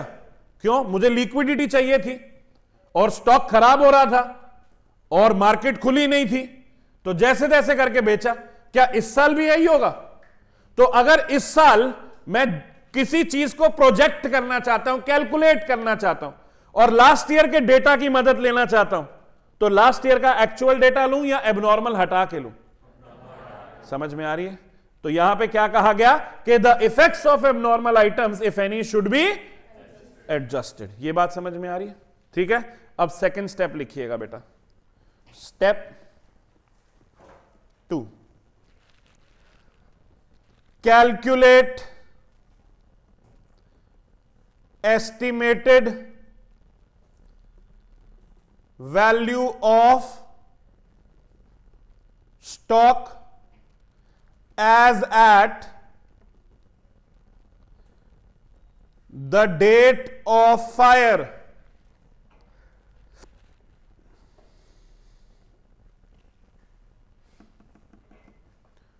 As at the date of fire. क्या करना है आपने? अब सुनो, वापस आते हैं इस टाइमलाइन पे। एक बात बताओ, आपको इस दिन स्टॉक कितना था वो नहीं पता, लेकिन साल के शुरू पे ओपनिंग स्टॉक कितना था ये पता होगा? पता होगा। साल के शुरू से लेकर आग लगने वाले दिन तक कितनी सेल्स हुई ये पता होगा? पता होगा। साल के शुरू से आपने इस डेट तक कितने की परचेजेस करी ये पता होगा? पता होगा। साल के शुरू से आपने डेट ऑफ फायर तक कितने के डायरेक्ट एक्सपेंसेस करे पता होगा। अच्छा, मैंने जितने आइटम्स आपसे पूछे हैं जरा फोकस करके ना ध्यान देना। Opening stock, purchases, sales, direct expenses, और ये कौन से पीरियड के हैं? साल की शुरुआत से आग लगने की डेट तक के हैं। यह बात समझ में आ रही है? कुछ समझ में आ रहा है? कौन सी ऐसा फाइनेंशियल फॉर्मेट है जिसमें यह सब आता है? ट्रेडिंग अकाउंट, है कि नहीं? अच्छा, जब हम ट्रेडिंग अकाउंट बनाते हैं हम उसमें डेबिट में ओपनिंग स्टॉक लिखते हैं, परचेजेस लिखते हैं, डायरेक्ट एक्सपेंसेस लिखते हैं, क्रेडिट में सेल्स लिखते हैं, क्लोजिंग स्टॉक लिखते हैं, बैलेंसिंग फिगर क्या होता है? जीपी। अब हमने क्या किया? हमने जीपी तो पहले ही पता लगा लिया, स्टेप नंबर 1 में ही पता लगा लिया। तो अब मेरी बात सुनिएगा, अगर हम ट्रेडिंग अकाउंट बनाते हैं किस पीरियड का बनाएंगे? From the beginning of the year till the date of fire. From the beginning of the year till the date of fire. Opening stock पता है लिख देंगे, परचेजेस पता है लिख देंगे, डायरेक्ट एक्सपेंसेस पता है लिख देंगे, जीपी हमने स्टेप 1 में एस्टिमेट कर ही लिया है, सेल्स पता है लिख देंगे, बैलेंसिंग फिगर क्या आएगी? Closing stock. और वो जो क्लोजिंग स्टॉक होगा वो कौन से दिन का क्लोजिंग स्टॉक होगा? Date of fire. तो आपको पता चल जाएगा कि नहीं कि आग लगने वाले दिन कितना स्टॉक था। समझ में आ रही है कि नहीं? तो आपको लॉजिक समझ में आया? मैंने स्टेप 1 में जीपी क्यों कैलकुलेट किया था, ठीक है ना? तो अब अच्छा एक बात बताओ, और एक बात डिस्कस करते हैं। ट्रेडिंग अकाउंट कब बनाया जाता है? साल के एंड में। और क्यों बनाया जाता है? ताकि हम इंटरप्रेट कर सकें अपनी फाइनेंशियल इंफॉर्मेशन को, राइट? क्या ये साल का एंड है? क्या मैंने जो ट्रेडिंग अकाउंट बनाया वो फाइनेंशियल इंफॉर्मेशन को इंटरप्रेट करने के लिए बनाया? तो यानी ये जो मैं ट्रेडिंग अकाउंट बनाऊंगा ये मेरी फाइनेंशियल बुक्स का पार्ट होगा? नहीं, ये एक रफ अकाउंट होगा, इसलिए इसे ट्रेडिंग नहीं बोलेंगे, इसे मेमोरेंडम ट्रेडिंग अकाउंट बोलेंगे। ये बात समझ में आ रही है? तो अब हमारा स्टेप नंबर 2 क्या है? Calculate estimated value of stock as on the date of fire by preparing a memorandum trading account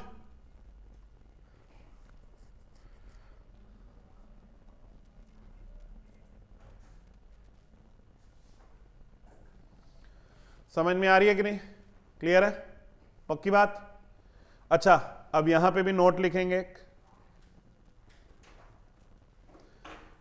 The GP ratio should be applied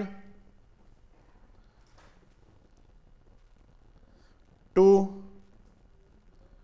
normal sales only and not to abnormal sales। GP ratio किस पे apply करनी है? Normal sales पे। हमने पिछले साल का जो जीपी कैलकुलेट किया था उसमें से एबनॉर्मल आइटम एलिमिनेट कर दिए थे ना, तो जीपी तो नॉर्मल निकाला था। अच्छा, इस साल भी हो सकता है? पिछले साल कोरोना आया था, इस साल हो सकता है कोई और बसूड़ी पड़ जाए, हो सकता है बेटा 2021 में, मेरे को ज्यादा उम्मीदें आ नहीं रही हैं, भगवान करे अच्छा ही निकले साल, लेकिन अगर इस साल और कोई पंगा आ गया, उस वजह से और कोई एबनॉर्मल सेल्स हो गई, तो अब मान लीजिए कि स्टार्टिंग ऑफ द ईयर से till the date of fire जो सेल हुई, उसमें से 2 आइटम एबनॉर्मली नुकसान पे बेचे, ठीक है, तो उस सेल पे जीपी नहीं लगाना, फिर उधर भी नॉर्मल और एबनॉर्मल को अलग अलग रखना है। आप तो मुद्दे की बात ये समझ लो, हमेशा नॉर्मल और एबनॉर्मल को क्या करना है, अलग अलग रखना है। ये बात समझ में आ रही है? ठीक है, मुद्दे की बात ये है। चलो स्टेप नंबर 2 समझ में आ गया। स्टेप नंबर 2 में पहले तो याद करो हमने निकाला क्या है। ऐसे नहीं करते बेटा, हमने निकाला है estimated value of stock as at the date of, क्या निकाला है, estimated value of stock as at the date of fire. ये बात समझ में आ रही है? अच्छा, ये जो estimated value of stock as at the date of fire है, ये क्या है, सुनिएगा जरा ध्यान से। Insurable amount. क्या होता है इंश्योरेबल अमाउंट? जिस अमाउंट की इंश्योरेंस करवानी चाहिए थी, is equals to estimated value of stock as at the date of fire. यह बात समझ में आ रही है कि नहीं? आपको कितने की इंश्योरेंस करवानी चाहिए, यह कैसे पता लगेगा? जिस दिन आग लगी उस दिन जितने का सामान था ना, उतने की इंश्योरेंस करवानी चाहिए थी, ठीक है। आपको पता लगता है कि जिस दिन आग लगी उस दिन 10 लाख का सामान पड़ा था, आपने 10 लाख की इंश्योरेंस करवा रखी है, वेरी गुड। 10 लाख का सामान पड़ा था, 12 लाख की इंश्योरेंस करवा रखी है, very good. Over insurance is okay. 10 lakh का सामान था, 8 लाख की इंश्योरेंस करवा रखी है, अंडर इंश्योरेंस एवरेज क्लॉज लग जाएगा। समझ में आ रही है कि नहीं? ठीक है, तो स्टेप 1 स्टेप 2 क्लियर है? अच्छा बेटा, आग लगी है तो जरूरी है सारा सामान ही जलेगा? जरूरी है सारा सामान जल जाएगा? ऐसा नहीं है। ऐसा होगा कि मान लो हमारा स्टॉक पड़ा हुआ है और आग लग गई है, हम देख रहे हैं और ऐसे खड़े हैं, कोई नहीं, अब लग गई तो क्या कर सकते हैं? ऐसा तो नहीं है ना, जा मार्शमैलोस लेके आ, सेकेंगे। इंश्योरेंस वालों ने तो पैसे दे ही देने। आग लगती है तो जरूरी नहीं है सारा सामान जले, कुछ बच भी तो सकता है ना? हमने अभी तक क्या निकाला है? हमने ये निकाला है कि कितने पे आग लगी थी, हमने ये निकाला है जब आग लगी थी तब माल कितना था।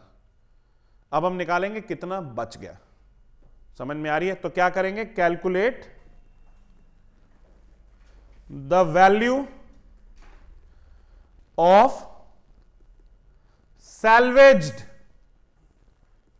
या सेव्ड स्टॉक। ठीक है, by the way it is nothing that we can calculate है। कोई फॉर्मूला होगा इसका? ये तो क्वेश्चन में बताया होगा ना, और रियल लाइफ में भी ये ऑब्जर्व करने वाली चीज है, ये कैलकुलेट करने वाली क्या है? समझ में आ रही है? तो बेसिकली आपको क्वेश्चन में से पता लगाना कितने का स्टॉक क्या हो गया, सेव हो गया। Is that clear? ओके। अच्छा, सेकंड स्टेप में क्या पता लगा कि जब आग लगी तो कितना सामान था। थर्ड स्टेप में क्या पता लगा कि कितना सामान बच गया। तो फोर्थ स्टेप में क्या निकालेंगे? दोनों को माइनस करके क्या मिलेगा? जो जल गया, है कि नहीं? तो स्टेप 4 निकालते हैं, calculate of value, sorry step 4, calculate the value of stock lost by fire as under. कैसे कैलकुलेट करेंगे? बहुत मुश्किल फॉर्मूला है बेटा। Value of stock as at the date of fire, ये हमने कहां निकाला था? स्टेप 2 में। इसमें से माइनस कर देंगे value of stock salvaged and not handed over to the insurance company, ये माइनस कर देंगे और ये अमाउंट निकल आएगा आपका, और ये जो अमाउंट निकल आएगा वो क्या है, stock lost by fire.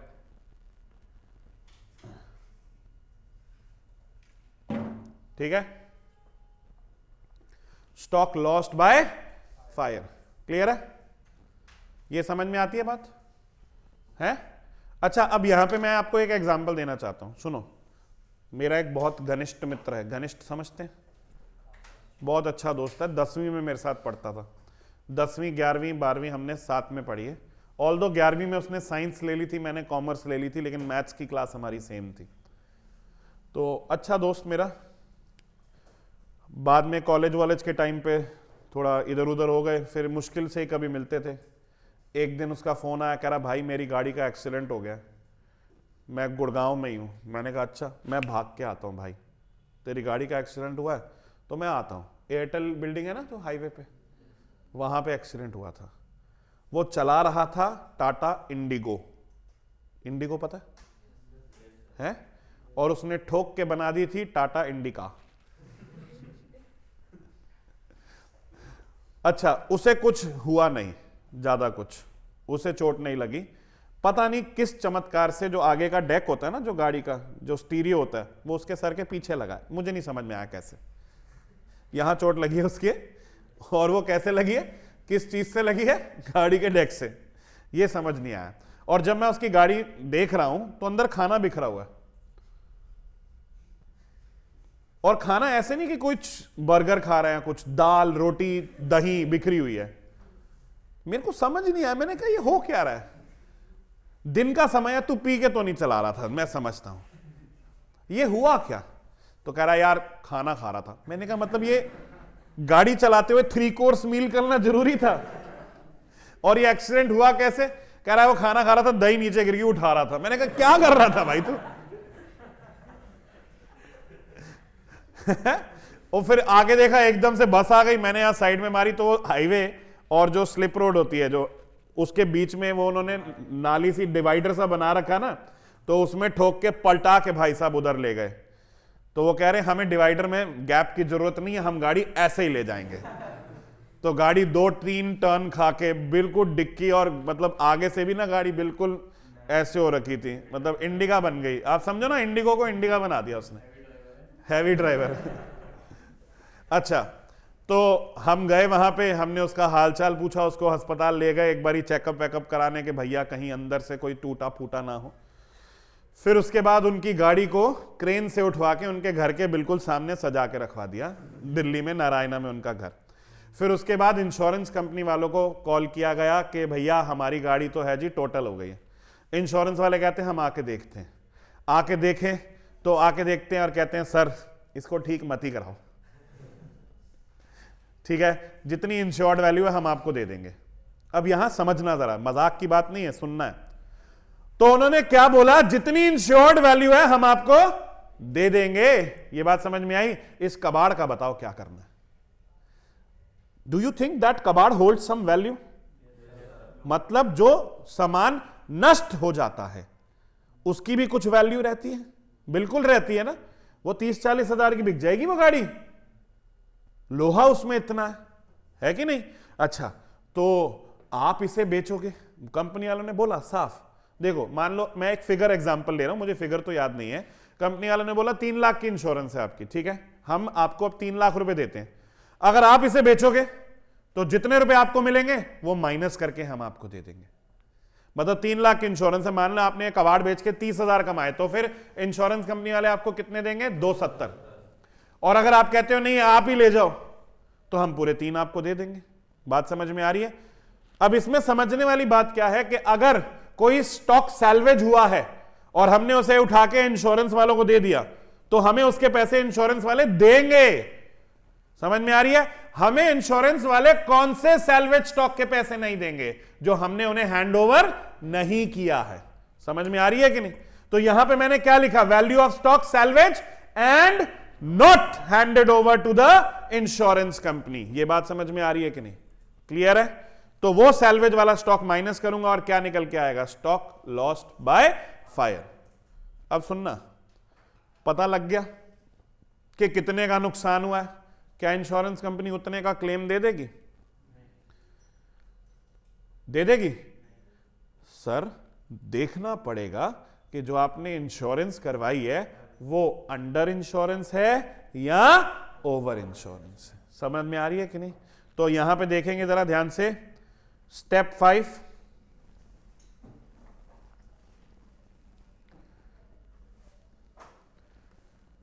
Calculate the amount of claim. इसके नीचे 2 एरोज बनाएंगे। पहले एरो के नीचे क्या लिखेंगे, इन केस ऑफ ओवर इंश्योरेंस,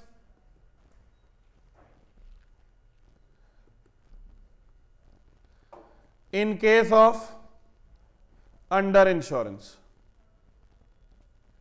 ठीक है ना? एक लिखेंगे इन केस ऑफ ओवर इंश्योरेंस, एक लिखेंगे इन केस ऑफ अंडर इंश्योरेंस। ठीक है?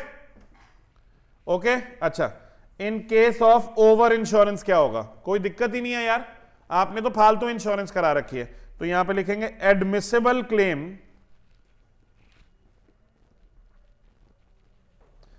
Is equals to sum assured और अमाउंट ऑफ लॉस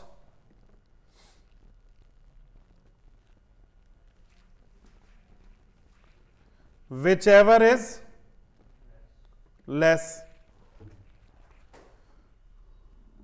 समझ में आ रही है? और in case of under insurance क्या होगा, एवरेज क्लॉज विल अप्लाई।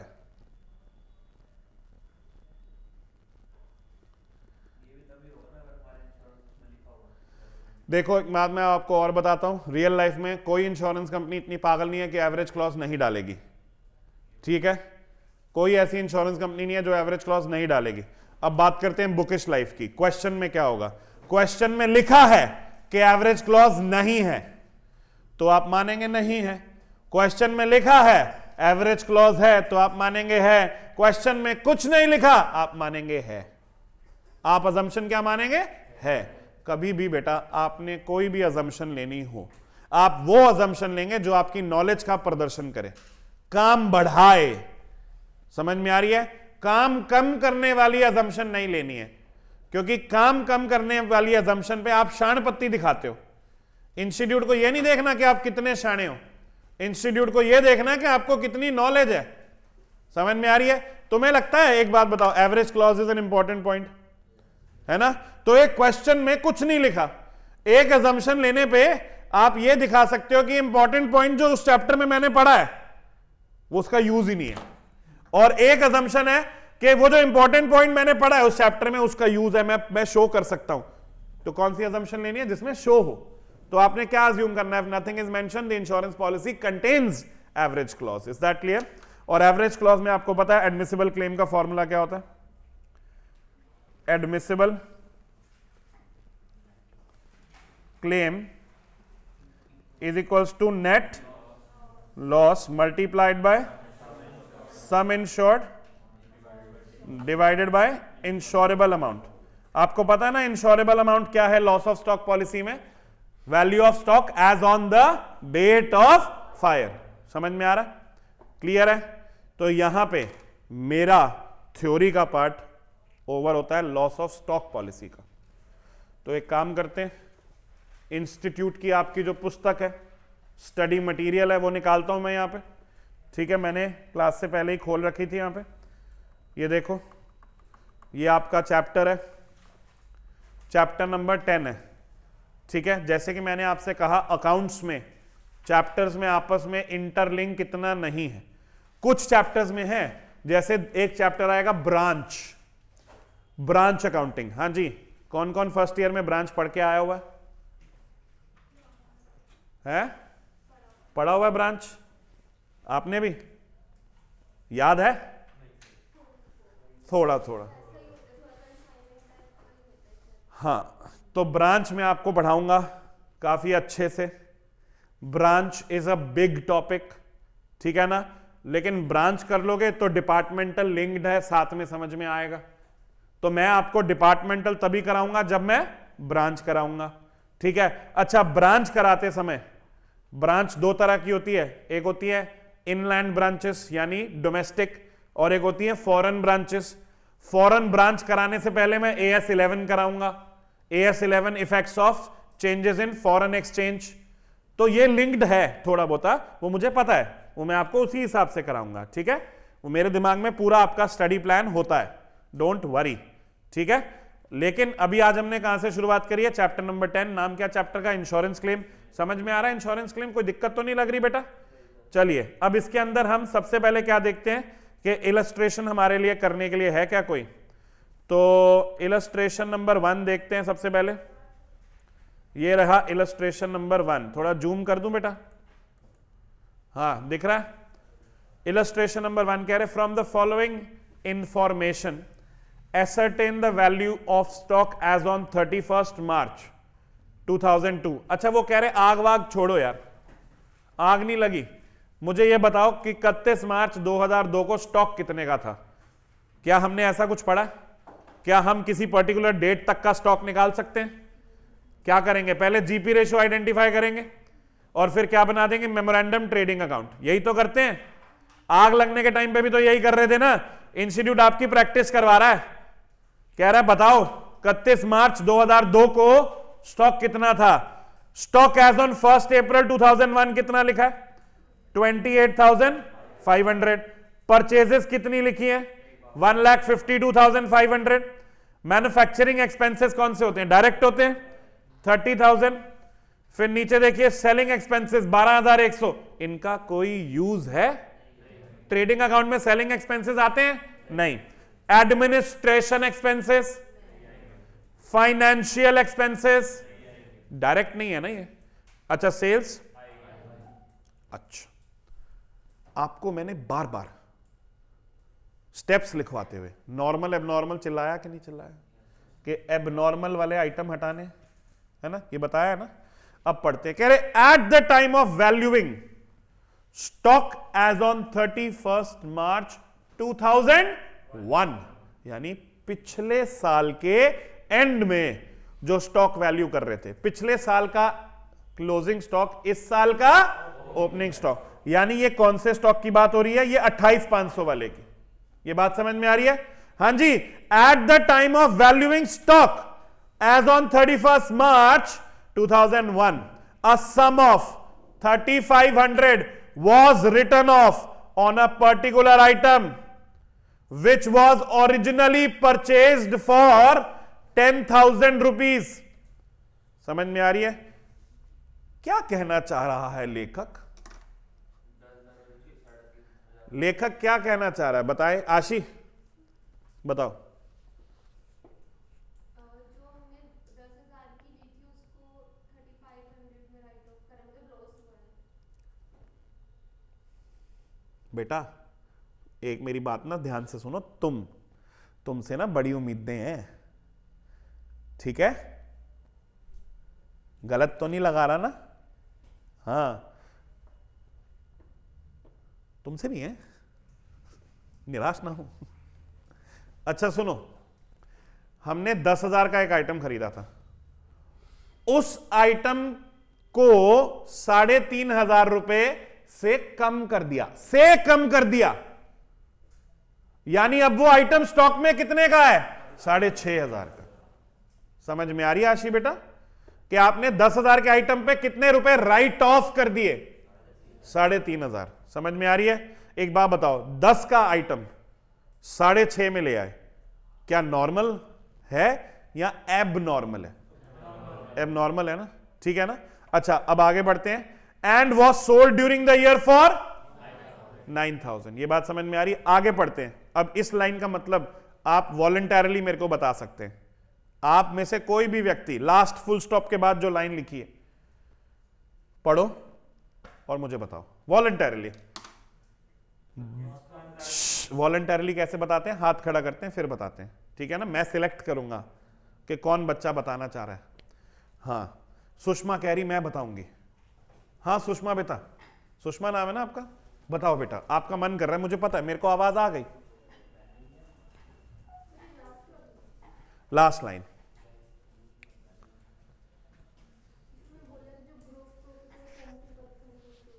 बस इतना ही बोला। अच्छा, प्रतिष्ठा, थोड़ा वॉल्यूम अप।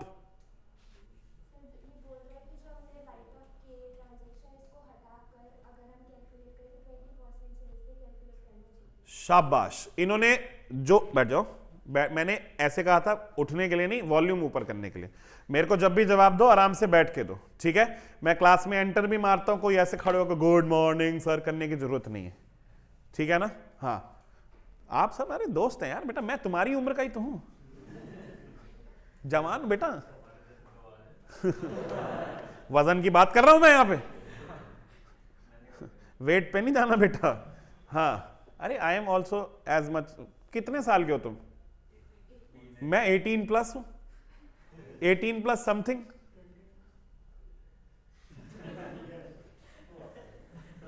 पार्वती चप्पल भंडार। हाँ, तो अच्छा सुनो मेरी बात ध्यान से। प्रतिष्ठा ने बिल्कुल सही जवाब दिया कि ये जो 10,000 वाले आइटम को 6.5 पे ले आए, फिर 9 में बेच दिया, इसको छोड़ के बाकी सेल्स पे कितना जीपी है? 20%। ये बात समझ में आ रही है? तो अब मेरी बात सुनिएगा, इसको सॉल्व कैसे करना है, सब लोग ध्यान से देखेंगे। हम बनाएंगे मेमोरेंडम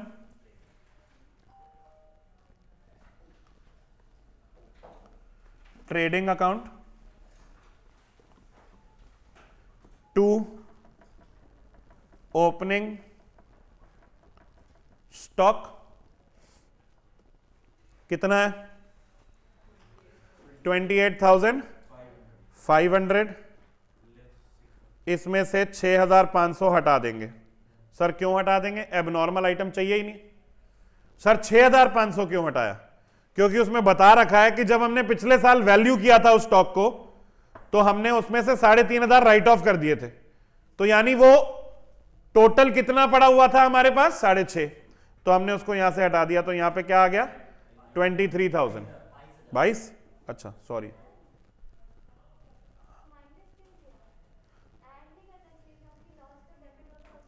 हमें एबनॉर्मल आइटम को एलिमिनेट करना है।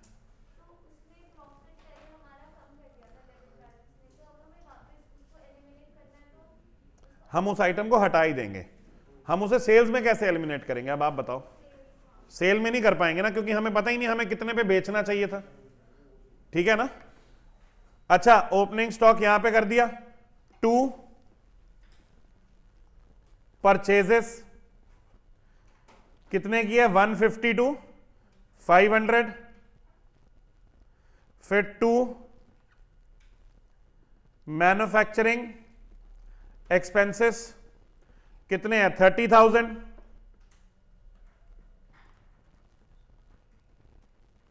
30,000 हो गया। फिर यहां पे बाय सेल्स कितनी है? 2,49,000। लेकिन इस 249 में 9,000 का सामान वो है जो एबनॉर्मली बिका था, एलिमिनेट कर रहे हैं ना, तो यहां पे 240 आ गया।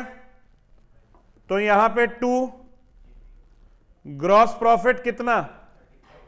240 का 20%, 48,000। यहां by closing stock balancing figure कितना? 12,500 आ रहा। विश्वास कर रहा हूं आपकी कैलकुलेशन पे। उंगलियां किसकी थी?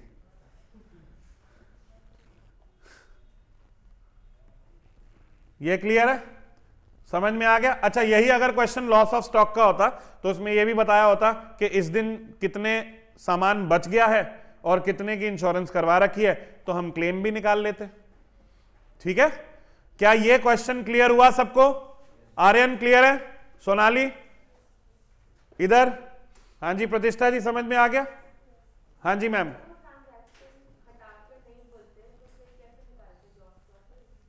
अगर हम ट्रांजैक्शन हटाते नहीं तो हम ग्रॉस प्रॉफिट निकाल ही ना पाए ना, क्योंकि वो 2,49,000 जो है इसमें 9,000 पे तो हमने 20% कमाया ही नहीं है, हमारा तो लॉस हुआ है। तो हम ये नहीं कर सकते कि 20 अगर नहीं होता लिखा तो 20% हम 240 से निकाल दे, प्लस जो हमें उस पे 65,9,000 से प्रॉफिट हुआ है उसको ऐड कर दें।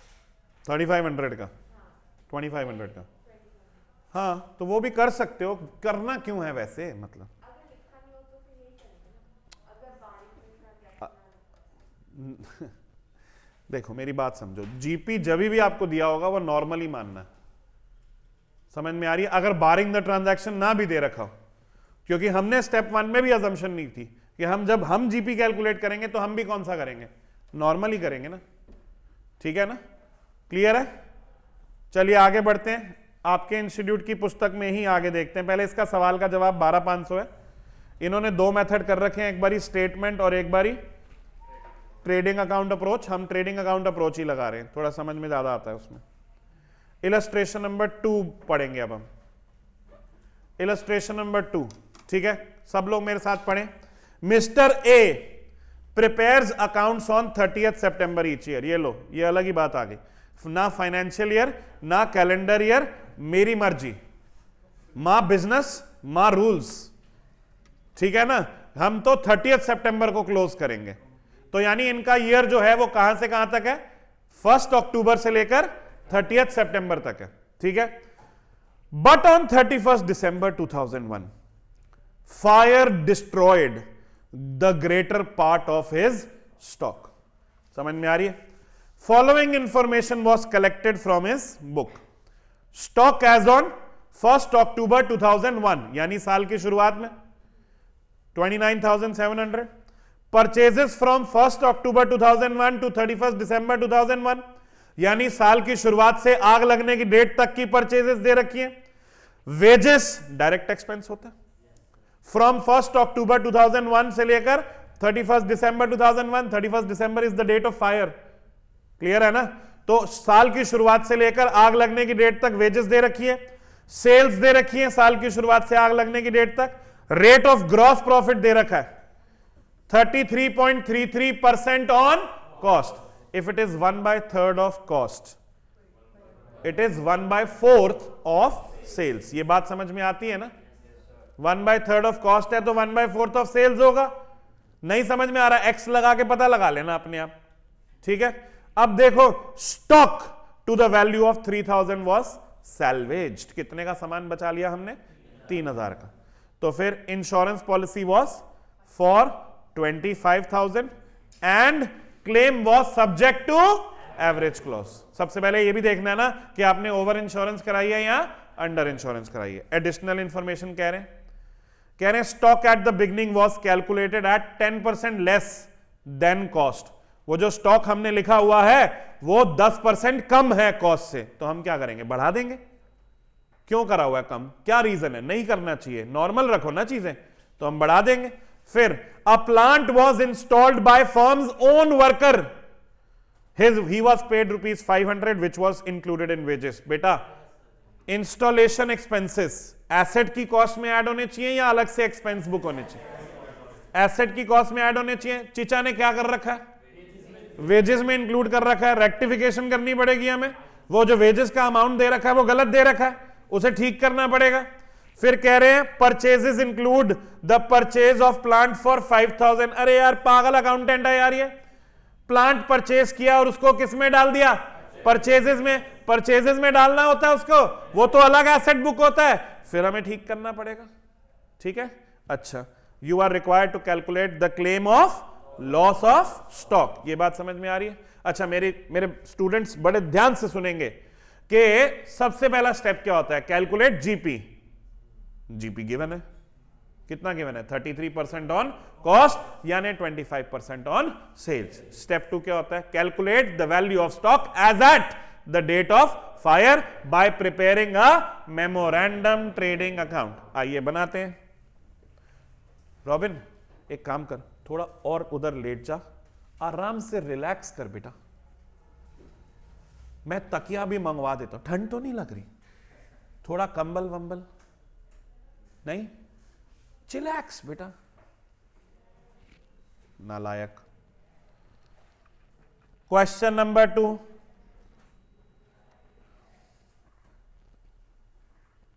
आपकी बुक का इलस्ट्रेशन कौन से पेज नंबर का है? 10.10। वाह, पेज 10.10। ठीक है, अब हमें क्या निकालना है, क्या बनाना है? Memorandum trading account.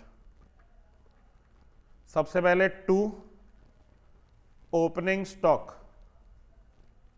क्वेश्चन में देखते हैं ओपनिंग स्टॉक कितना दे रखा है, 29,700, लेकिन ये 10% कम है। यही बताया ना नीचे, एडिशनल इंफॉर्मेशन में बताया stock at the beginning was calculated at 10% less than cost, यानी ये 90% है। कह सकता हूं ये जो 29,700 है, जितना स्टॉक है ये उसका 90% है, तो हम 100% निकाल सकते हैं। तो हम कैसे करेंगे इसके अंदर बेटा, 29,700 इंटू 100 डिवाइडेड बाय 90, ये आ जाएगा 33,000। क्लियर है? फिर यहां पे हमें क्या लिखना चाहिए, 2 परचेजेस। ठीक है, परचेजेस का अमाउंट देखो कितना है, 75,000 का अमाउंट है, लेकिन उसमें वो कह रहे हैं कि थर्ड पॉइंट में एडिशनल इंफॉर्मेशन में कि हमने 5,000 रुपए का प्लांट इसमें लिख दिया, तो गलती करिए, उसको सुधारेंगे। 75,000 में से 5,000 माइनस करके 70,000 यहां परचेजेस में लिख देंगे। फिर हमें और डायरेक्ट एक्सपेंसेस लिखने हैं, तो क्या लिखें, 2 वेजेस। अच्छा, वेजेस का अमाउंट देखते हैं, वेजेस कितनी है बेटा, 33,000 है, लेकिन कह रहे हैं कि 500 रुपए हमने एक लेबरर को दिए थे प्लांट की इंस्टॉलेशन के लिए। अकाउंटिंग वाइज बेटा प्लांट की इंस्टॉलेशन की वेजेस प्लांट में ऐड होनी चाहिए, वेजेस में नहीं आनी चाहिए, इसलिए मैं उसे माइनस कर दूंगा। तो यहां पे मैं 33,000 में से 500 माइनस कर दूंगा, तो यहां 32,500 आ जाएगा। Is that clear? अच्छा, फिर यहां पे बाय सेल्स दे रखी है 1,40,000 की। क्या सेल्स में भी कोई लफड़ा है? सेल्स के बारे में कोई एडिशनल इंफॉर्मेशन दे रखी है? नहीं, तो यहां पे मैं 1,40,000 डायरेक्ट लिख देता हूं, और यहां पे 2 GP वो सेल्स का 25% आ जाएगा। इतना तो बेटा पता है ना, इंटरमीडिएट के स्टूडेंट्स हो, 33.3333% ऑन कॉस्ट है, यानी 1/3 ऑन कॉस्ट है। अगर 1/3 ऑन कॉस्ट है, इसका मतलब 1/4 ऑन सेल्स है, ये पता है, इसमें कोई दिक्कत तो नहीं है। तो 1/4 ऑफ सेल्स है, यानी 140 का 1/4 यानी 25%, 35,000, ये 140 इंटू 25%। अच्छा, अब बाय क्लोजिंग स्टॉक कितना आ रहा है, 30,500। ये हमारी क्या है, बैलेंसिंग फिगर। कैलकुलेशन ठीक करिए ना बेटा, विश्वास कर रहा हूं बेटा मैं तुम पर, मेरे पास कैलकुलेटर अभी नहीं है, आई एम सॉरी। नहीं, ऐसे कैसे आंसर देखें। अच्छा सुनो गाइज, यहीं पे एक कंक्लूजन लेते हैं। आपने इंश्योरेंस कितने की कराई है? आपने इंश्योरेंस कितने की कराई है? 25,000। जिस दिन आग लगी आपके पास कितने रुपए का सामान था? 30,500। आपने इंश्योरेंस ठीक कराई है कि कम कराई है? कम कराई है ना, और एवरेज क्लॉज है ना, तो लगेगा। ठीक है, अभी क्या निकालते हैं, अभी निकालते हैं value of stock lost by fire है। तो यहां पे लिखते हैं value of stock as at the date of fire. जिस दिन आग लगी उस दिन हमारे पास कितने का सामान था? 30,500। ये हमने कैलकुलेट किया है। फिर इसमें से लेस करेंगे वैल्यू ऑफ स्टॉक सैल्वेज्ड। वो क्वेश्चन में दिया हुआ है कितने का स्टॉक सैल्वेज किया है, 3,000 का लिखा है ना, लिखा है ना यहां पे, stock to the value of 3,000 was salvage. तो यहां पे आपने 3000 का स्टॉक सैल्वेज किया है, तो वैल्यू ऑफ स्टॉक लॉस्ट कितना आ जाएगा? 27,500। समझ में आ रही है? अब मेरे को एक बात बताओ, 27,500 का क्लेम मिल जाएगा? क्यों नहीं मिलेगा? क्योंकि अंडर इंश्योरेंस है ना। आप बेटा, अभी तो मैं नहीं लिख रहा, लेकिन आपने बड़े सुंदर शब्दों में एग्जामिनेशन में लिखना इसके बाद कि since the value of stock as on the date of fire is 30,500 है। क्या लिखना है? Since the value of stock as on the date of fire is 30,500 but the sum insured is 25,000, it is a case of under insurance. आप पूरी बेटा बात कहोगे examiner से, समझ में आ रही है? ऐसे ही सिर्फ क्वेश्चन टक टक टक टक सॉल्व करके मत आ जाना, थोड़ी अपनी बात भी तो रखना, बताना भी तो सही कि ये केस, एटलीस्ट इतना तो लिख देना, it is a case of under insurance. और अगर समय लगे तो ये भी लिख देना अंडर इंश्योरेंस क्यों है, क्योंकि भाई जिस दिन आग लगी थी 30,500 का सामान पड़ा था तेरे पे, और तुमने इंश्योरेंस कितने की कराई? 25 कम इंश्योरेंस कराई। उसके बाद लिखो एडमिसिबल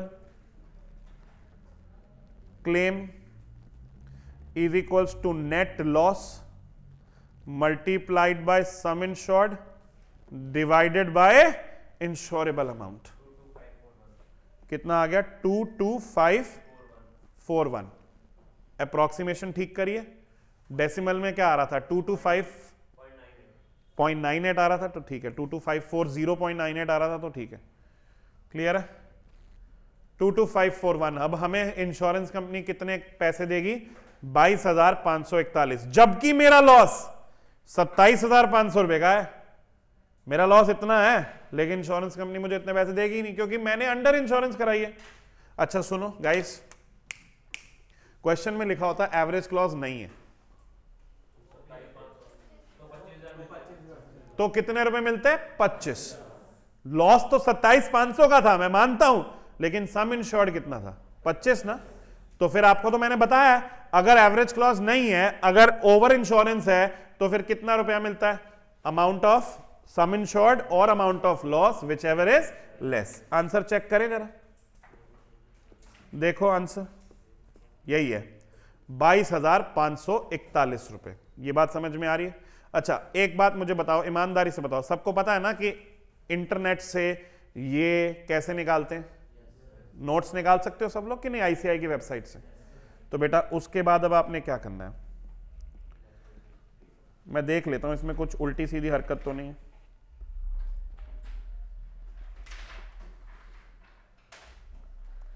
आप इलस्ट्रेशन नंबर 3 होमवर्क में करके आओगे। Is that clear guys? आपका होमवर्क है इलस्ट्रेशन नंबर 3, पेज नंबर, कौन सा पेज नंबर है भाई? 10.11। 10.11 ICAI स्टडी मटेरियल।